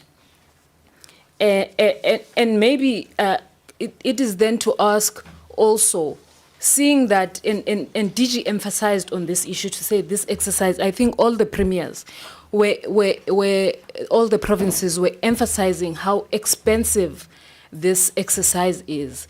Are you looking into, because I know Gauteng said this, but are you looking at stopping at some point outsourcing this service and build internal capacity?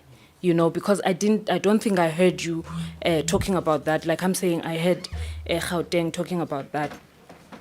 And you talk, another concerning point for me is that you talk about officials that are not submitting proper information. Are these people known to you? What does it mean? And why are they not being suspended? Because then they're not complying.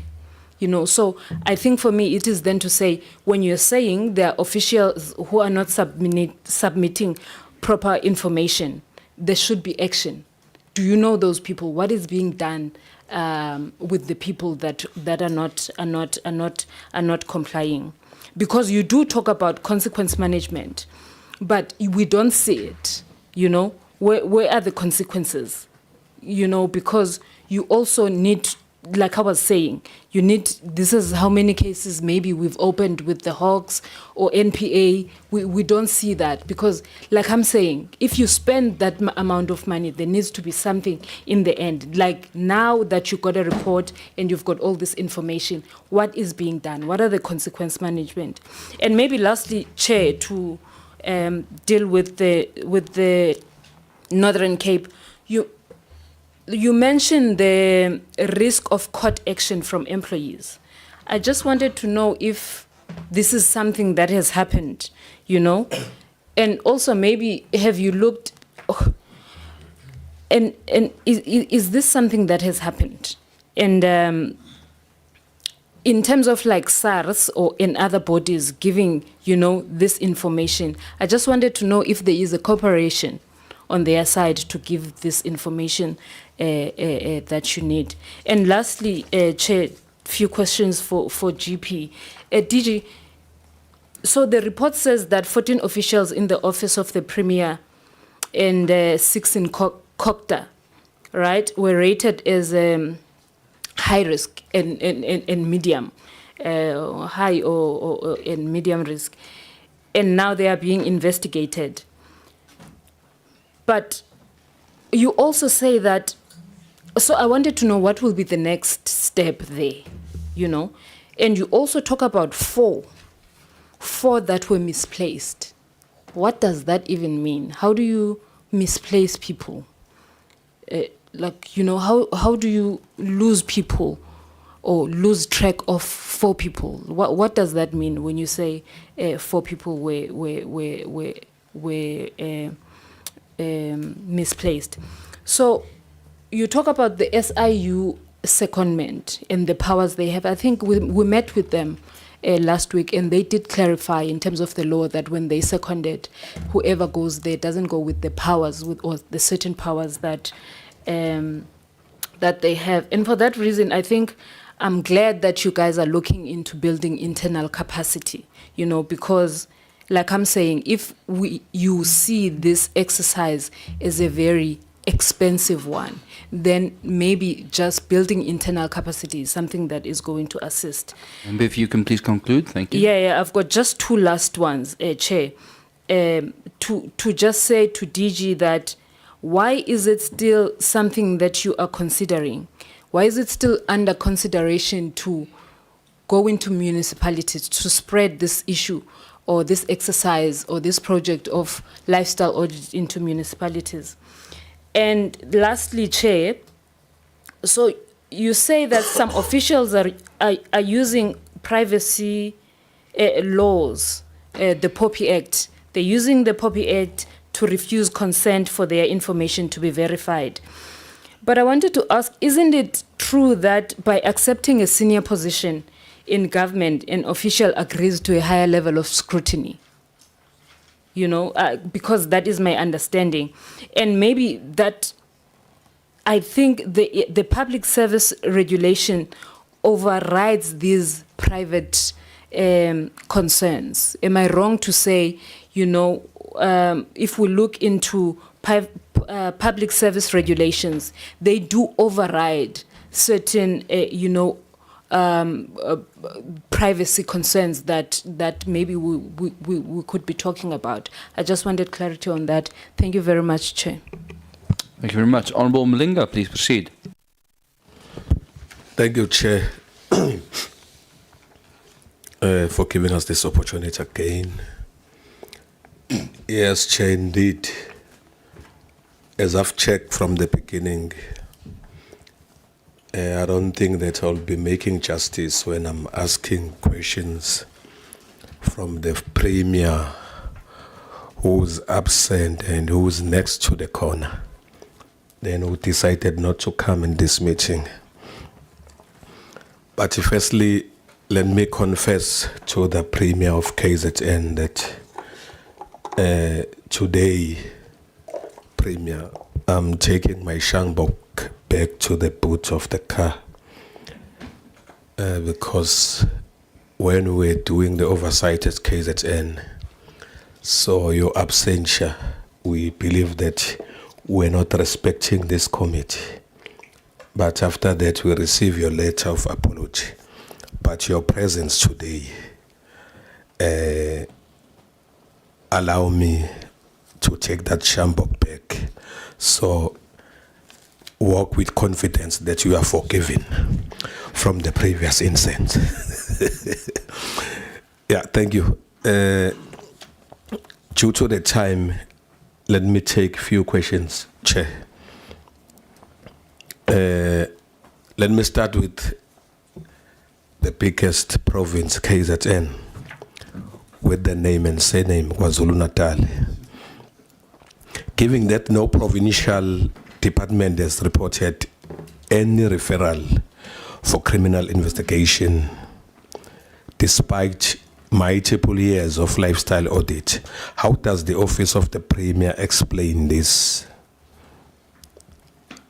And what independent verification mechanism are in place to ensure that this does not reflect systemic under-detection or suppression of irregularities?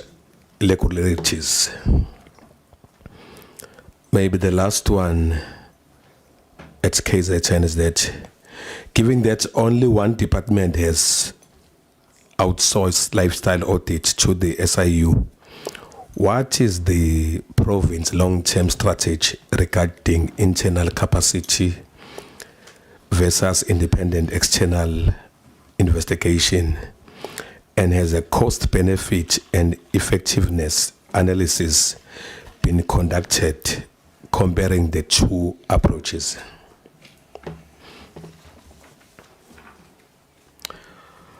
And through your Premier, if you do have that information of, I know that this is a 7th administration, if you do have the 2 previous administration life audit with you, if you do have, we will appreciate that you will share with us as a committee. Let me go to the Gauteng. Because of time, let me take 2 questions. Indeed, Chair, per province, I do have 14 questions, but due to the time, let me take 2.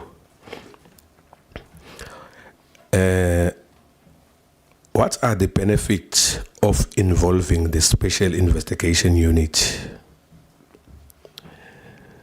in the lifestyle audit ecosystem within Gauteng province? The last one, what is the role of the Gauteng Ethic Advisory Council in decision making after the Premier has received SIU reports?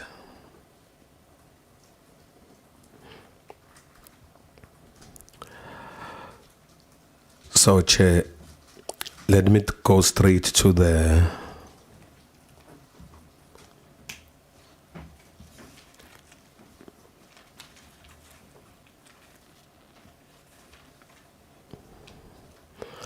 okay, let me come with the last one.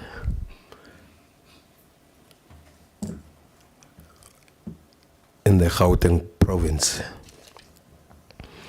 how are ethic officers equipped and professionalized to handle sensitive information required for further lifestyle audit of individual flagged as high and medium risk?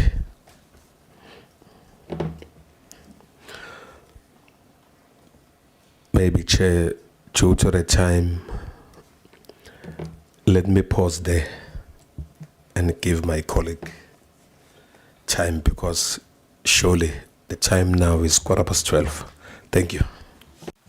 Thank you for your consideration, Honourable Malinga. Honourable Klaba, please proceed. Thank you, Chair. just to thank all the presentations that have been made. Some of the comments I would make would just be overall, not interrogating each of your reports. But I'm interested in what the Premier of Gauteng spoke about in terms of enabling legislation. What is it that we can do from our side? And my biggest issue is we're looking for ethical leadership, but we don't have legislated ethical framework that we expect from that leadership. And we then use a barometer of legality rather than ethics. So how can we get ethical leadership when we're using the legal standard? When the legal standard in this country is so low that it does not promote ethical leadership. So we have to come up with a framework that comes from Parliament, that is the law of the country, that applies ethical standards where you expect ethical leadership. You can't expect ethical leadership and people tell you about their rights, not their responsibilities, and tell you about legalities and not ethical framework. That's why, you know, in most countries where leadership is expected to be ethical, you see people resigning because of things that happen in their department. Not because they've done wrong, but because they've failed to lead. We default to the standard of legality, where even if someone has done wrong and everybody knows it, they get off on technicalities. That's not ethical leadership. That's a very, very low standard.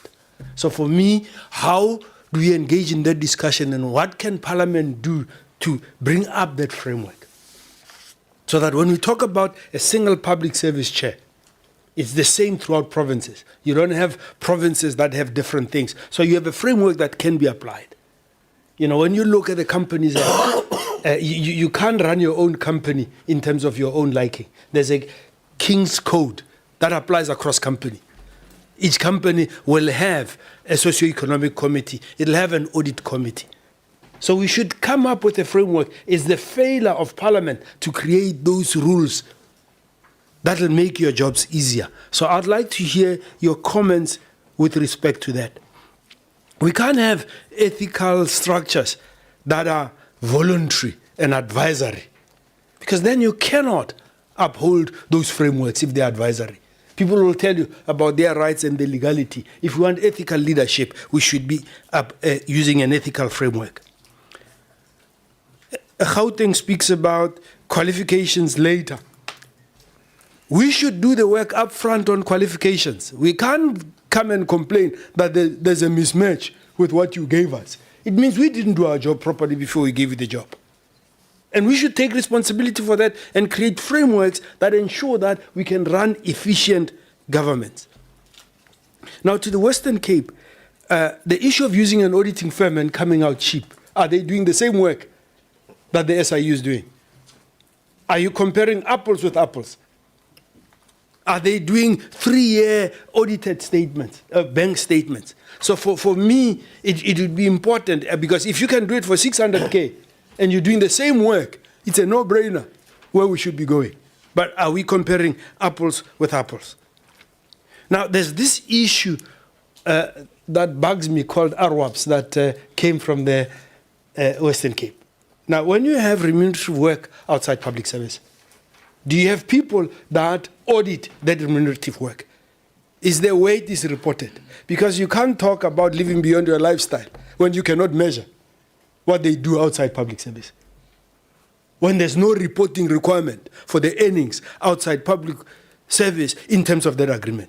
Because if you're a full-time servant and you expect ethical behavior, why are we not giving you a full-time salary so that your spare time is for you to recover, so that you're fresh for the work that you do? Not to earn extra money that is not audited. And sometimes people earn more from outside work than they earn from their actual work. And they devote more time to their outside work because it's not properly monitored. There has to be a choice as to whether you want to be a public servant or whether you want to go and do private work. Those issues for me are critical. Lastly, Northwest, e-disclosures, no red flags. If I'm self-reporting, I'm not going to self-incriminate. So that should be where you start, not where you end. We can't come and tell us you got no red flags from self-reporting. Because all of us are angels.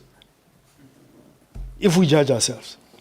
So that should be your first step. So there should be a mandatory lifestyle audit that is done independently. So your e-disclosure becomes a reference point and a starting point. But there has to be a code of conduct in law where if you have falsely declared on your e-disclosure, it becomes a dismissible offense. So we have all these things that we have out there where there's no real consequence. So the consequences for senior public servants must be an ethical standard and not a legal standard. So how do you help us ensure that that is in the legal frameworks, that is part of the law of this country, so that we can have proper public service that is ethical, that serves the people? Thank you, Chair. Thank you very much. Honourable members, that brings us to conclusion of all the deliberations by members. It is now 12:20. I'm going to ask the provinces if they can please, the provincial delegations, if they can please limit their replies to 5 minutes each, because that will take us to 25 minutes. And that means we're going to end just short of our 1 o'clock closure time. I think we'll go in the interest of fairness in exactly the same order which we did the presentations in. So that means that KwaZulu-Natal can please proceed to go first. Please proceed. Thank you. Well, thank you very much, Honourable Chair and honourable members of the committee, colleagues and DPSA, Acting DG, and all the officials. Well, I must first and foremost thank you for this invitation. It's quite a very important exercise. It's going to help us because we are getting a platform to learn from each other. It's going to strengthen our fight against the challenge that we are faced with as government. Thank you very much for that.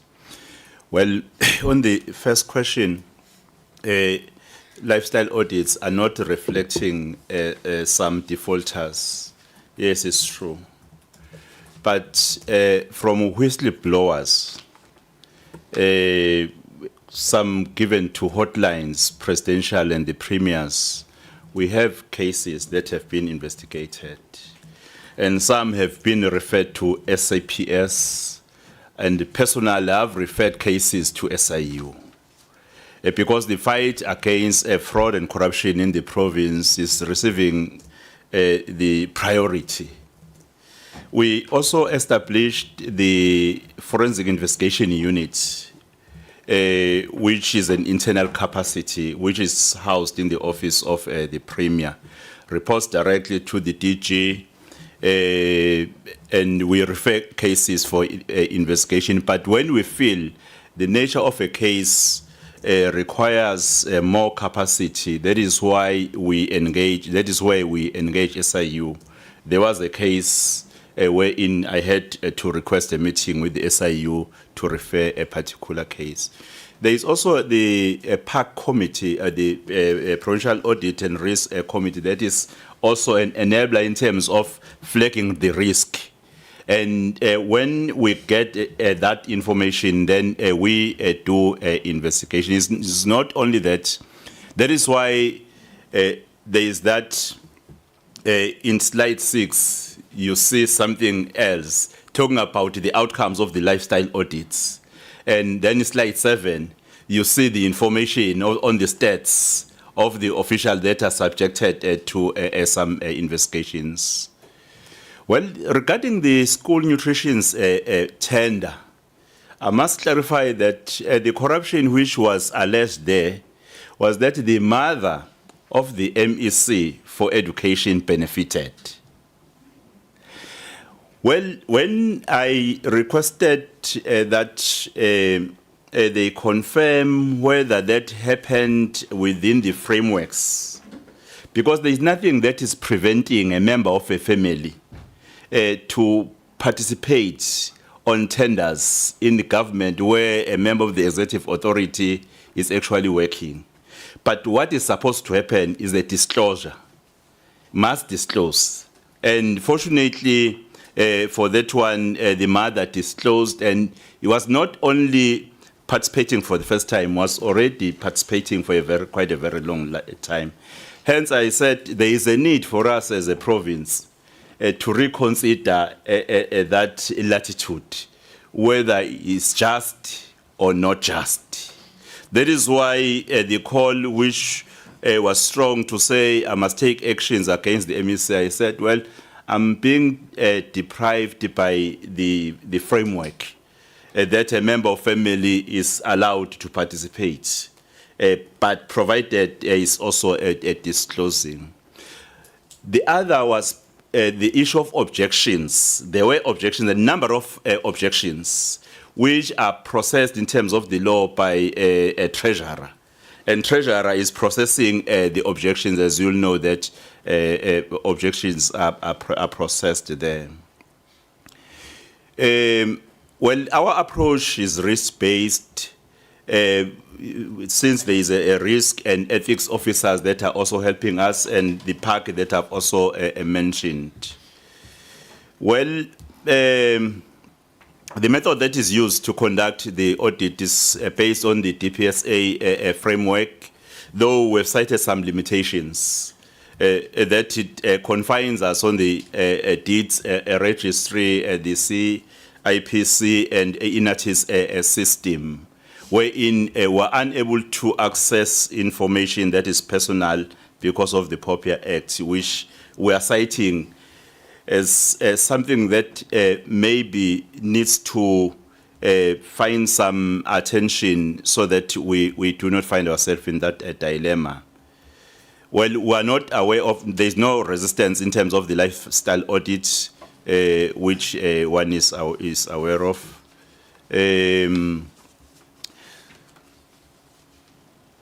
Though lifestyle audits since 2021 have been positive about the lifestyle of the officials, but there have been officials who have been caught because of the whistleblowers or because of the committees. Like there is one who are going to follow up soon because there is a report by PAC, the committee that I've mentioned, that those who are in procurement, they delay payments, the 30 days payment, because they want to be paid first before they pay.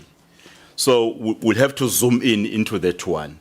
We have systems that are enablers that are helping us, in fact, to see that there is a risk. For an example, there is an HOD who was expelled during the 7th administration time because of fraud and corruption allegations, and some officials, and the report was also citing the number of some of the officials. We are considering as a province, in fact, to use the benchmarked approach, because we went to Gauteng, we went to Western Cape, so as to learn some good practices. And we are considering then to use the information that the good lessons that we learned there.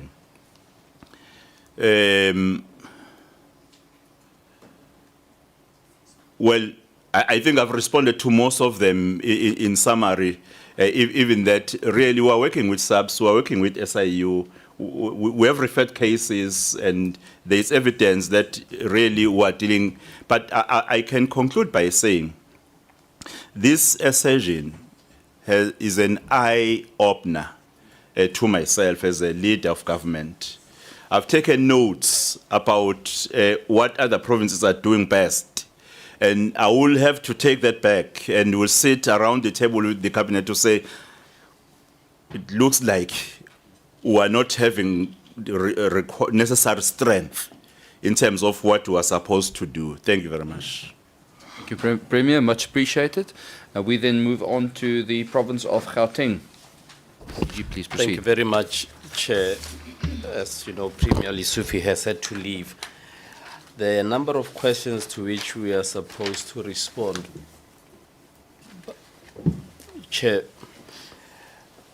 in the context of the Gauteng advisory, and I want to link it to what Honorable Letlape was saying, that we cannot allow some of these functions to be voluntary. It's actually a civil society-led process. In the absence of a framework that you would be referring to, what do you bring in place? Do you not bring experts who are vocals in areas of ethics so that they can begin to bring an element of advocacy in an area and help the country? If you think of the caliber of persons that sit on the Gauteng Ethics Advisory Committee, in my view, there would have been a group of eminent persons who, in their respective roles, are playing that part. Hence, one of the things that they have developed for the Gauteng province, in the absence of all other national pieces, would be the executive accountability framework, pointing in the direction of what all of us should be able to set ourselves to. And I thought that was an important statement to make, because in the absence of something, how then do you then provide for ensuring that you are able to keep a balance? And the Gauteng Ethics Advisory acts as that body. And in fact, they don't participate in day-to-day activities, but they are able to be pointers of where wrongdoing is happening. And when wrongdoing happens, they say it as it is. And one of the things that they also do is to present a biannual report on the state of ethics. And they don't hide anything on the undercover. And all that is indicative of the stage of persons that they are and the role that they've been able to play in this particular regard. As it relates to whether we have engaged SARS, not yet, Honorable Taba, it is a matter. And I think the Gauteng's report was beginning to point that while the country may be moving towards the lifestyle audit process and using an external body, well, firstly, departments and government departments do not have that capacity, because lifestyle audit processes require, they use tools that are not ordinarily available to officials in government. When Premier Lesufi said one of the other entities that you would need to have is data from the Financial Intelligence Center. In the absence of you getting information from Financial Intelligence Center, you'd not be able to do a comparison of the flow of funds or the comparison thereof for a period of time.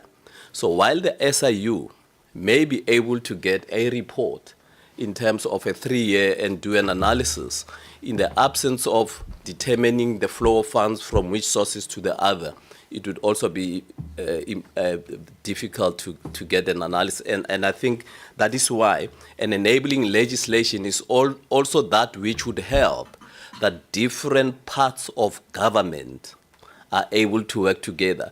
That the SIU, in the current context of lifestyle audit reports, can ordinarily have or automatically have direct access to the Financial Intelligence Center system, as I'm told. And I think it is that type of information that we're talking about. Ethics officers, I think there is a limitation on them. There is also, we don't have enough. And by the way, these are also officials. So in them being officials, it means they also have to uphold certain standards, but it is something that government and departments are continuing to do in this particular regard. There's also a question that has been asked about whether, as we sign for, is there an indemnity? And I want to link it, Honourable to also that question about the POPIA Act.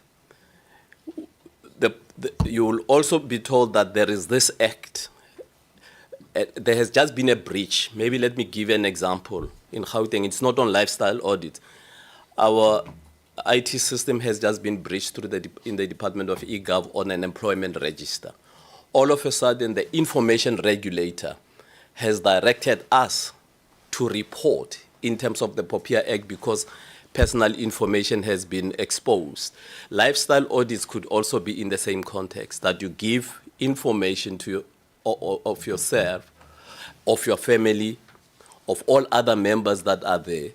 And if it lands in the third hands, are we giving permission that it can go to the third parties as well. So I think the extent to which we will be able to balance all of these different laws would become important as well. At this point in time, I think they would all be serving as separate aspects, and I think it's something that we've got to look at.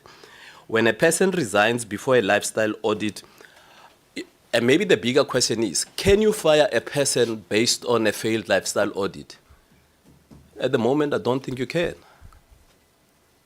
And that's, so can you then, once a person resigns before a lifestyle audit, can you pursue them? I would argue that if there are pointers of wrongdoing that would have been coming from a report, that's when you can be able to refer such to law enforcement agencies and related matters. And I think that will, Chair, I think an important point is on the metrics, and I think Honorable Spies had raised that issue as well. When I put on the metrics on what it would mean when you have done a lifestyle audit, as done by the SIU, it brings results in 3 or 4 different categories: high risk, medium risk, low risk, and whatever. Each of those, you may fall into a category of high risk because you may have forgotten to declare a car that you owned 20 years ago. And if they pick it up and you had not declared it, at that point when they issue the report as an initial report, you would be called a high risk. But what may be necessary is the right of reply. When they give you a right of reply, you then have an opportunity to confirm the existence or non-existence of that information. And it is only at that point that there could be a revision of the outcome of your classification in terms of whether you are high risk or whatever the case may be. But the question is... If you can please conclude, thank you. There were a lot of questions, Chair, that were asked, but if you allow, I will leave it at that point. But there were like multiple. You please take another 30 seconds to a minute if there's an important point you'd like to conclude. What we will do, Chair, if you don't mind, perhaps we can also submit responses in writing as well on some of the matters that have been raised. Thank you. Yes, please. Thank you. That would be helpful. Thank you. Members, let's move on to the Northern Cape. No, thank you very much, Chair. I think the 2 sister provinces have responded to most of the questions which were asked to the Northern Cape. And one of the questions that came from Honorable Member Klaba, the issue of credibility of lifestyle audits. If we run the risk and have our risk and ethics officers to do the lifestyle audit, it would not have been worth the piece of paper it's written on. We don't have capacity to do that. Risk and ethics officers are assistant directors. At the highest. At the highest. And to get an assistant director to do a lifestyle audit of the DG of the province or of the premier of the province, it won't be worth the piece of paper it's written on. That's the reason why we decided to rope in SIU. But also there's another question that came about skills development and training. The contract that we signed with SIU stands on 2 legs. Number one, you conduct the lifestyle audit, but also the skills transfer. You train our ethics officers also to be able to do that, and which I think it's quite an important issue. The cost, it is quite an expensive process, but I firmly believe that we are going to derive some benefits. We were expecting SIU to have submitted the final report March 2025 based on the adjusted timeframes. They've not been able to do that. So they've got also serious capacity challenges. It's worse with us, but there's also serious capacity challenges that side. We hope that at least by the end of this year, we should be having a report on all the 583 now public servants that have been identified to undergo lifestyle audits. Then we'll be able to have a clear categorization from the 583, how many of them are high risk, and how many are medium risk, and how many are low risk. So the only report that we are sitting with now that we got last week from SIU, it's on the HODs and the 6 steering committee members. One honorable member raised an issue about steering committee members and whether we must establish a steering committee. We do have a steering committee, and they were amongst the first to be subjected to a lifestyle audit. But the issue that I want to bring to the fore, us embarking on a lifestyle audit actually exposes a whole lot of technical and legal glitches around this issue. At some point, with the experience that is derived from how the different provinces are trying to manage this process, we'll have to sit down. It would necessitate some policy review on how best to do it. And how do we ensure that we also address the issues of fragmentation, particularly with regard to how SIU is conducting these lifestyle audits in the different departments. But the issue also, which is very much important, which was asked, is how many of the officials have already been chased away because of negative outcomes. The DG of Gauteng have already highlighted that he calls it the risk matrix, and I see in our report it's called risk rank. You've got 3. You've got high risk, medium, and low. So the ones who've got high risk, there will be another audit that will be conducted. That is the approach here. That as soon as they establish that you are high risk, they conduct immediately another audit. So the ones who are medium risk, they do the audits annually to look at the trends, whether there is an improvement. But the ones who are low risk, it's when there is a need to do that, because this thing is capital intensive. So it won't help you to have frequent and regular lifestyle audits on somebody who's completely low risk. Basically, somebody that's low risk is somebody that is cleared. But a person who's high risk is somebody where there are serious red flags.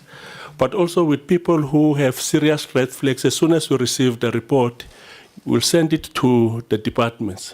And then it becomes then the responsibility of the department, and particularly for those who are red flagged, to report these issues for further investigation to law enforcement agencies. I was just going through some of the reports which I've received from the current HODs that we have. 5 have been identified as red flag. And if you go through that, you read each and every one of them, then you start to realize that there are serious problems here.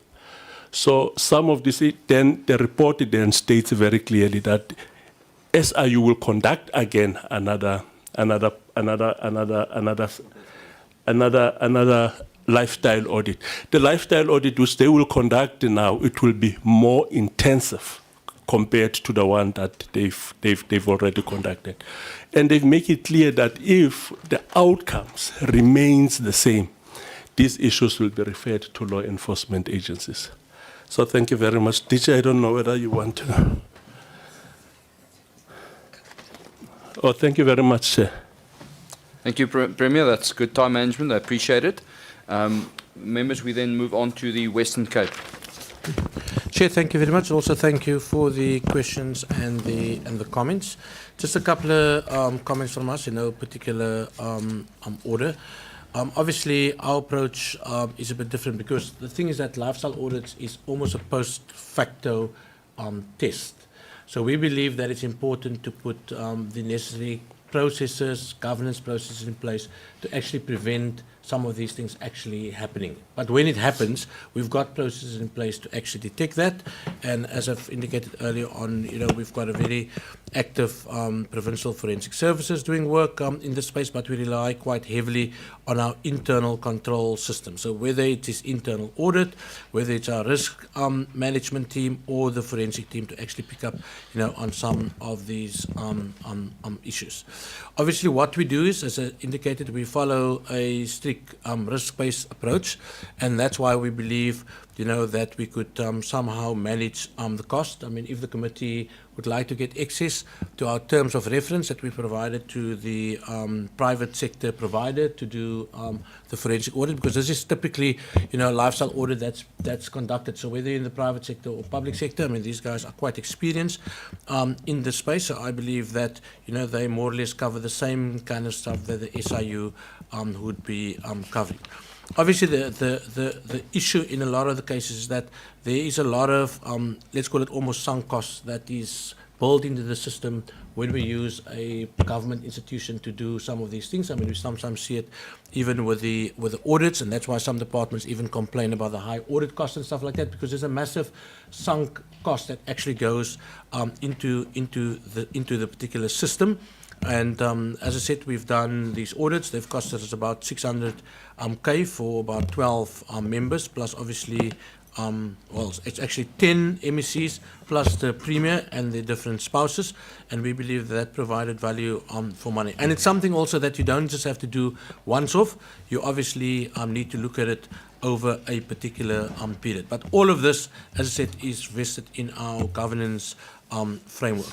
Chair, what we also do is, and I mean that question also comes, is that we look at the triggers, and those triggers is one issue that will actually justify the cost, and that's why, I mean, one of the take-home points here is that if you just do blanket lifestyle audits on everyone, that's going to be a costly exercise. And maybe sometimes you can maybe do it once, but then assess your risk, look at your different costs, and then when you do it the second time around, one can potentially follow, you know, a kind of different process. I've just checked on the Public Administration Management Act. I mean, we disclose as senior public officials on an annual basis. We complete our financial disclosures, but there's no requirement as yet to do that for our, let's call it our spouses, whether it's husbands or wives. And because the part, I think it's Section 9 in that law, has not as yet come into operation. So obviously looking at the stuff much wider, you know, than just the people that's appointed in the public sector becomes a little bit difficult. But Chair, in closing, I think it is important that we need to strengthen our governance control systems. We must look at obviously the cost of all of this, and then ultimately what is actually achieved throughout the system, because we deal with billions of rands in our budgets, and now and then, you know, things go wrong. But when you have the necessary controls in place, I think many of these things can actually be prevented. And then the key thing is to rely on our assurance providers to bring out some of these things, but it must be underpinned by ethics, ethical leadership. And ethics and ethical leadership starts right from the top, and that's why our political leadership, as well as obviously the HCDs and the most senior people in departments. Thanks. Thank you very much to the Western Cape. Good time management. And that brings us to the last comments by the Northwest Province. Please proceed. Thank you very much, Honorable Chair. It is also our view that there seems to be a lot of limitation in terms of application of the law that supports the full implementation of lifestyle audit. However, we have made a presentation in our presentation on page 3, as well as slide number 3, as well as slide number 22. We do indicate that on slide number 3 that we are bound by the lifestyle audit guide of 2021 as we do it in the province. We might not be going full strength, and it's based on the limitations that have already been discussed by our sister provinces in terms of limitation of the law as far as honoring POPI Act as well as the PAMA Act to that effect. We do have got on slide 22 a reflection of the 358 SMS members that we have exposed through financial e-disclosures. And of course, financial e-disclosure with its limitation is unable really at the go to detect the red flags as and when they come up. That is why we are making actually on our improvement propositions on the presentation, that there might be a need for us to relook at how much of information we can get as and when we employ SMS members into the public sector. That would somehow beef up the information that might be required as we do financial disclosures. Secondly, I hear other provinces have got provincial consequence management, the secondment agreement. We are coming in here proposing that perhaps we should have a unit internally within the within government, independent, of course, to conduct this lifestyle audit. That, in a way, will also contribute towards measures that we think we need to implement to deal with conflict of interest around the ethics officers. However, as a province, we'll continue to do what we do best. We are trying also to make sure that we capacitate all the 12 provincial departments, at least to have ethics officers within the department, such that at the end of the day, we are able to put together a multidisciplinary team of risk unit, forensic investigation, anti-corruption officers into one, to assist us to monitor continuously these issues as it were. Our intention to build a very strong collaboration with law enforcement within the province will greatly assist us as well to move with speed for further investigations if they are therefore required. Otherwise, we thank you very much for having afforded this opportunity also to interact with other provinces and learn much from them as well. Thank you. Thank you very much. Also very good time management. Appreciate it. Members, I think it is just appropriate that we give the acting DG of the GPSA, Vukela, just a opportunity to also make just brief remarks after all of the deliberations that has been heard today. And just again, a thank you from our side, acting DG Vukela, that you are here. Please proceed with your remarks. Thank you very much, Honorable Chair, members and premiers and my colleagues. And then I want to appreciate the committee for calling for this discussion. I think you are on the right track. We must address the issue of corruption scourge in the country. And this is the only committee that can help this country. Thank you very much, Chair and members. Yes, indeed, we have listened patiently to all provinces. We do have our reports that we share with the committee we here last week. There is an alignment, but not to say we must improve in terms of issues raised by the committee. We have listened to all provinces, members, talking about the expensive nature of the exercise. That's cost effective in terms of what needs to be done. We have read this matter last week in the committee. This work is built in to be done internally, as Honorable Kalisha indicated. That's the first call to make. Provinces must first build capacity internally. Provinces must build capacity internally.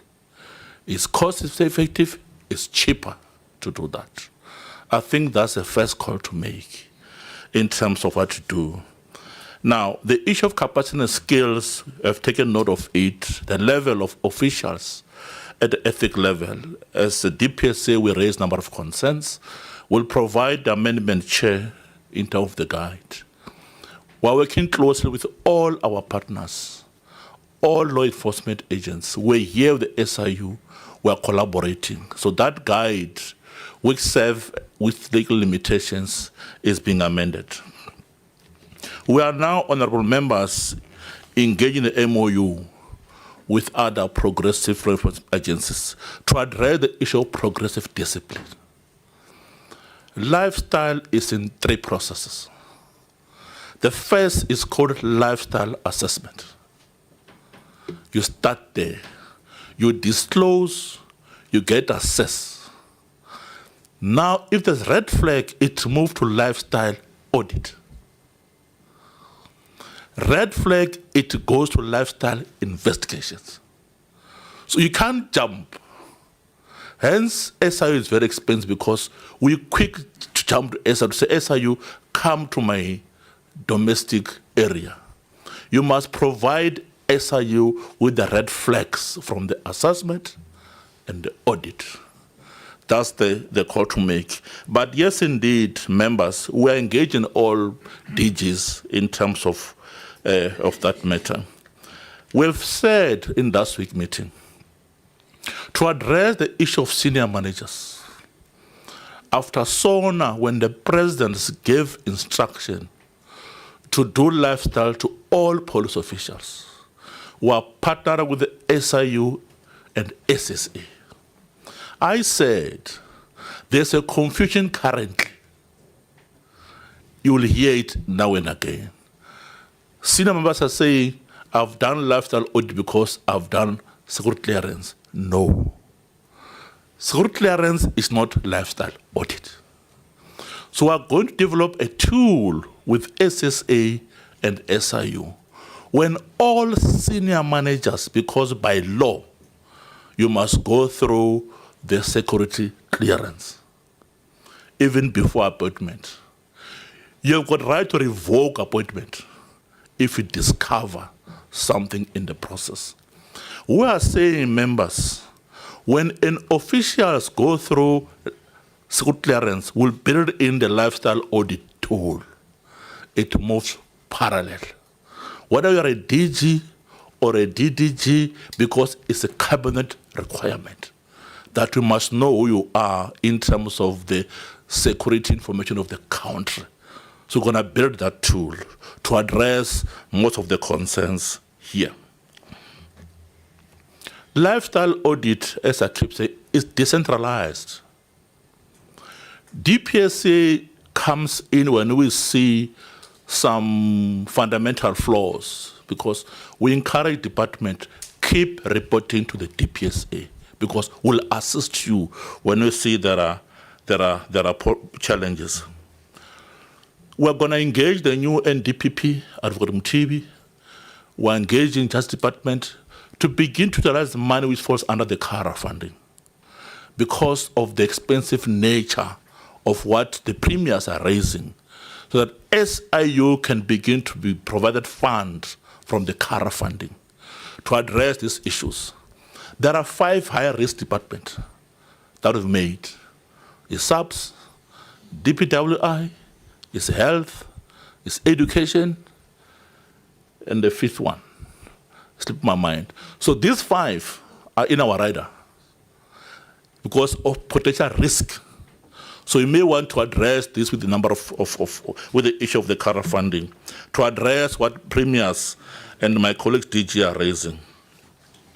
Chairperson, in my conclusion remarks, we are now engaging AGSA. Now, you will see when the AGSA report now going forward into auditing, there is a layer of professionalization. Now, this matter is going to fall under that auditing, because it must be built in the process of governance instruments to address this issue. Lastly, we agree with members. Limitations, this cannot be moral persuasion. It cannot be, by the way, as Honorable Tlapa raised, the issue of ethical legal standing and ethical standing. We agree, but we have signed a number of instruments, which, by the way, got an instrument called the African Peer Review Mechanism, which, by the way, is a governance instrument. We must start building in the potential risk in terms of what they can do to address what premiers and DGs raise.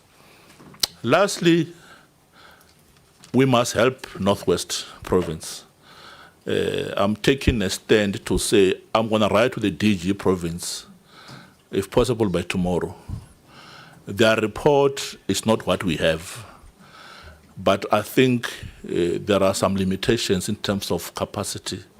From Northwest, I think Northwest colleagues were prepared to assist Northwest with other 4 provinces. Thumb up, we are happy, let's keep improving. Thank you very much. Thank you very much, Acting DG members. It is clear that the process of lifestyle audits and how to implement them is still being developed, as I said in my opening remarks. And it is not yet uniformly and in the same way applied by the provinces, but I absolutely commend the progress, also as the Acting DG has said, that provinces have made in the development of the use of lifestyle audits. And I think it's been really helpful that they've shared this with each other today and with the committee. And we look forward to future engagements just like this, where all provinces and perhaps a fuller day will be established for it. It does look like lifestyle audits struggle to work when they are done by the department themselves, so when they are done internally. And it does look like it makes sense to use independent bodies to lead and implement these audits, whether they are the SIU or an external auditor service. But it does seem logical that it's difficult for ethical officers or interdepartmental people to be the police over their own people. But we also note that the SIU is not properly empowered when there's a secondment, and that a presidential proclamation is actually currently the most efficient way for the SIU to be properly empowered. We also note that lifestyle audits are expensive and should probably be budgeted for in a different way, and perhaps there's an opportunity for legislative reform and budgeting reform with National Treasury in terms of how we are supposed to pay, or provinces are supposed to pay for these audits. And also the opportunities that they perhaps present to claw back money and ring-fence them back into the departments if you can recover corrupt money as part of them. Lifestyle audits present a big volume of work, and it must be investigated how this can be automated more easily, and what part technology has to play in this auditing process. And therefore I also think that the technical processes are still being developed, and between SARS and the AG and the National Treasury and all the departments and even perhaps the banks themselves, there must be ways that auditees can more easily comply with lifestyle audits. As we've heard, for some auditees it is not easy and there are expense considerations. And declarations by auditees seems to me often not sufficient and met with suspicion, especially if you refer to the lawyers' letters which have been sent, and some auditees refusing to comply. And also family members are, it seems, drawn into these audits as well, which is understandable, and it should be like that. But it seems like they also can't comply always, and I think we need some legislative reform and enforcement to make clear that families are part of these audits and that they must also comply. And this is, I think, it sounds like legislative reform that's needed there. And then lastly, I just want to say that, you know, we've now looked at national and provincial governments in our last two meetings. But the reality, and I think all members here present is very aware of this, is that corruption is rife in our local authorities, in our municipalities, where we have a vast majority of them who struggle to achieve clean audits.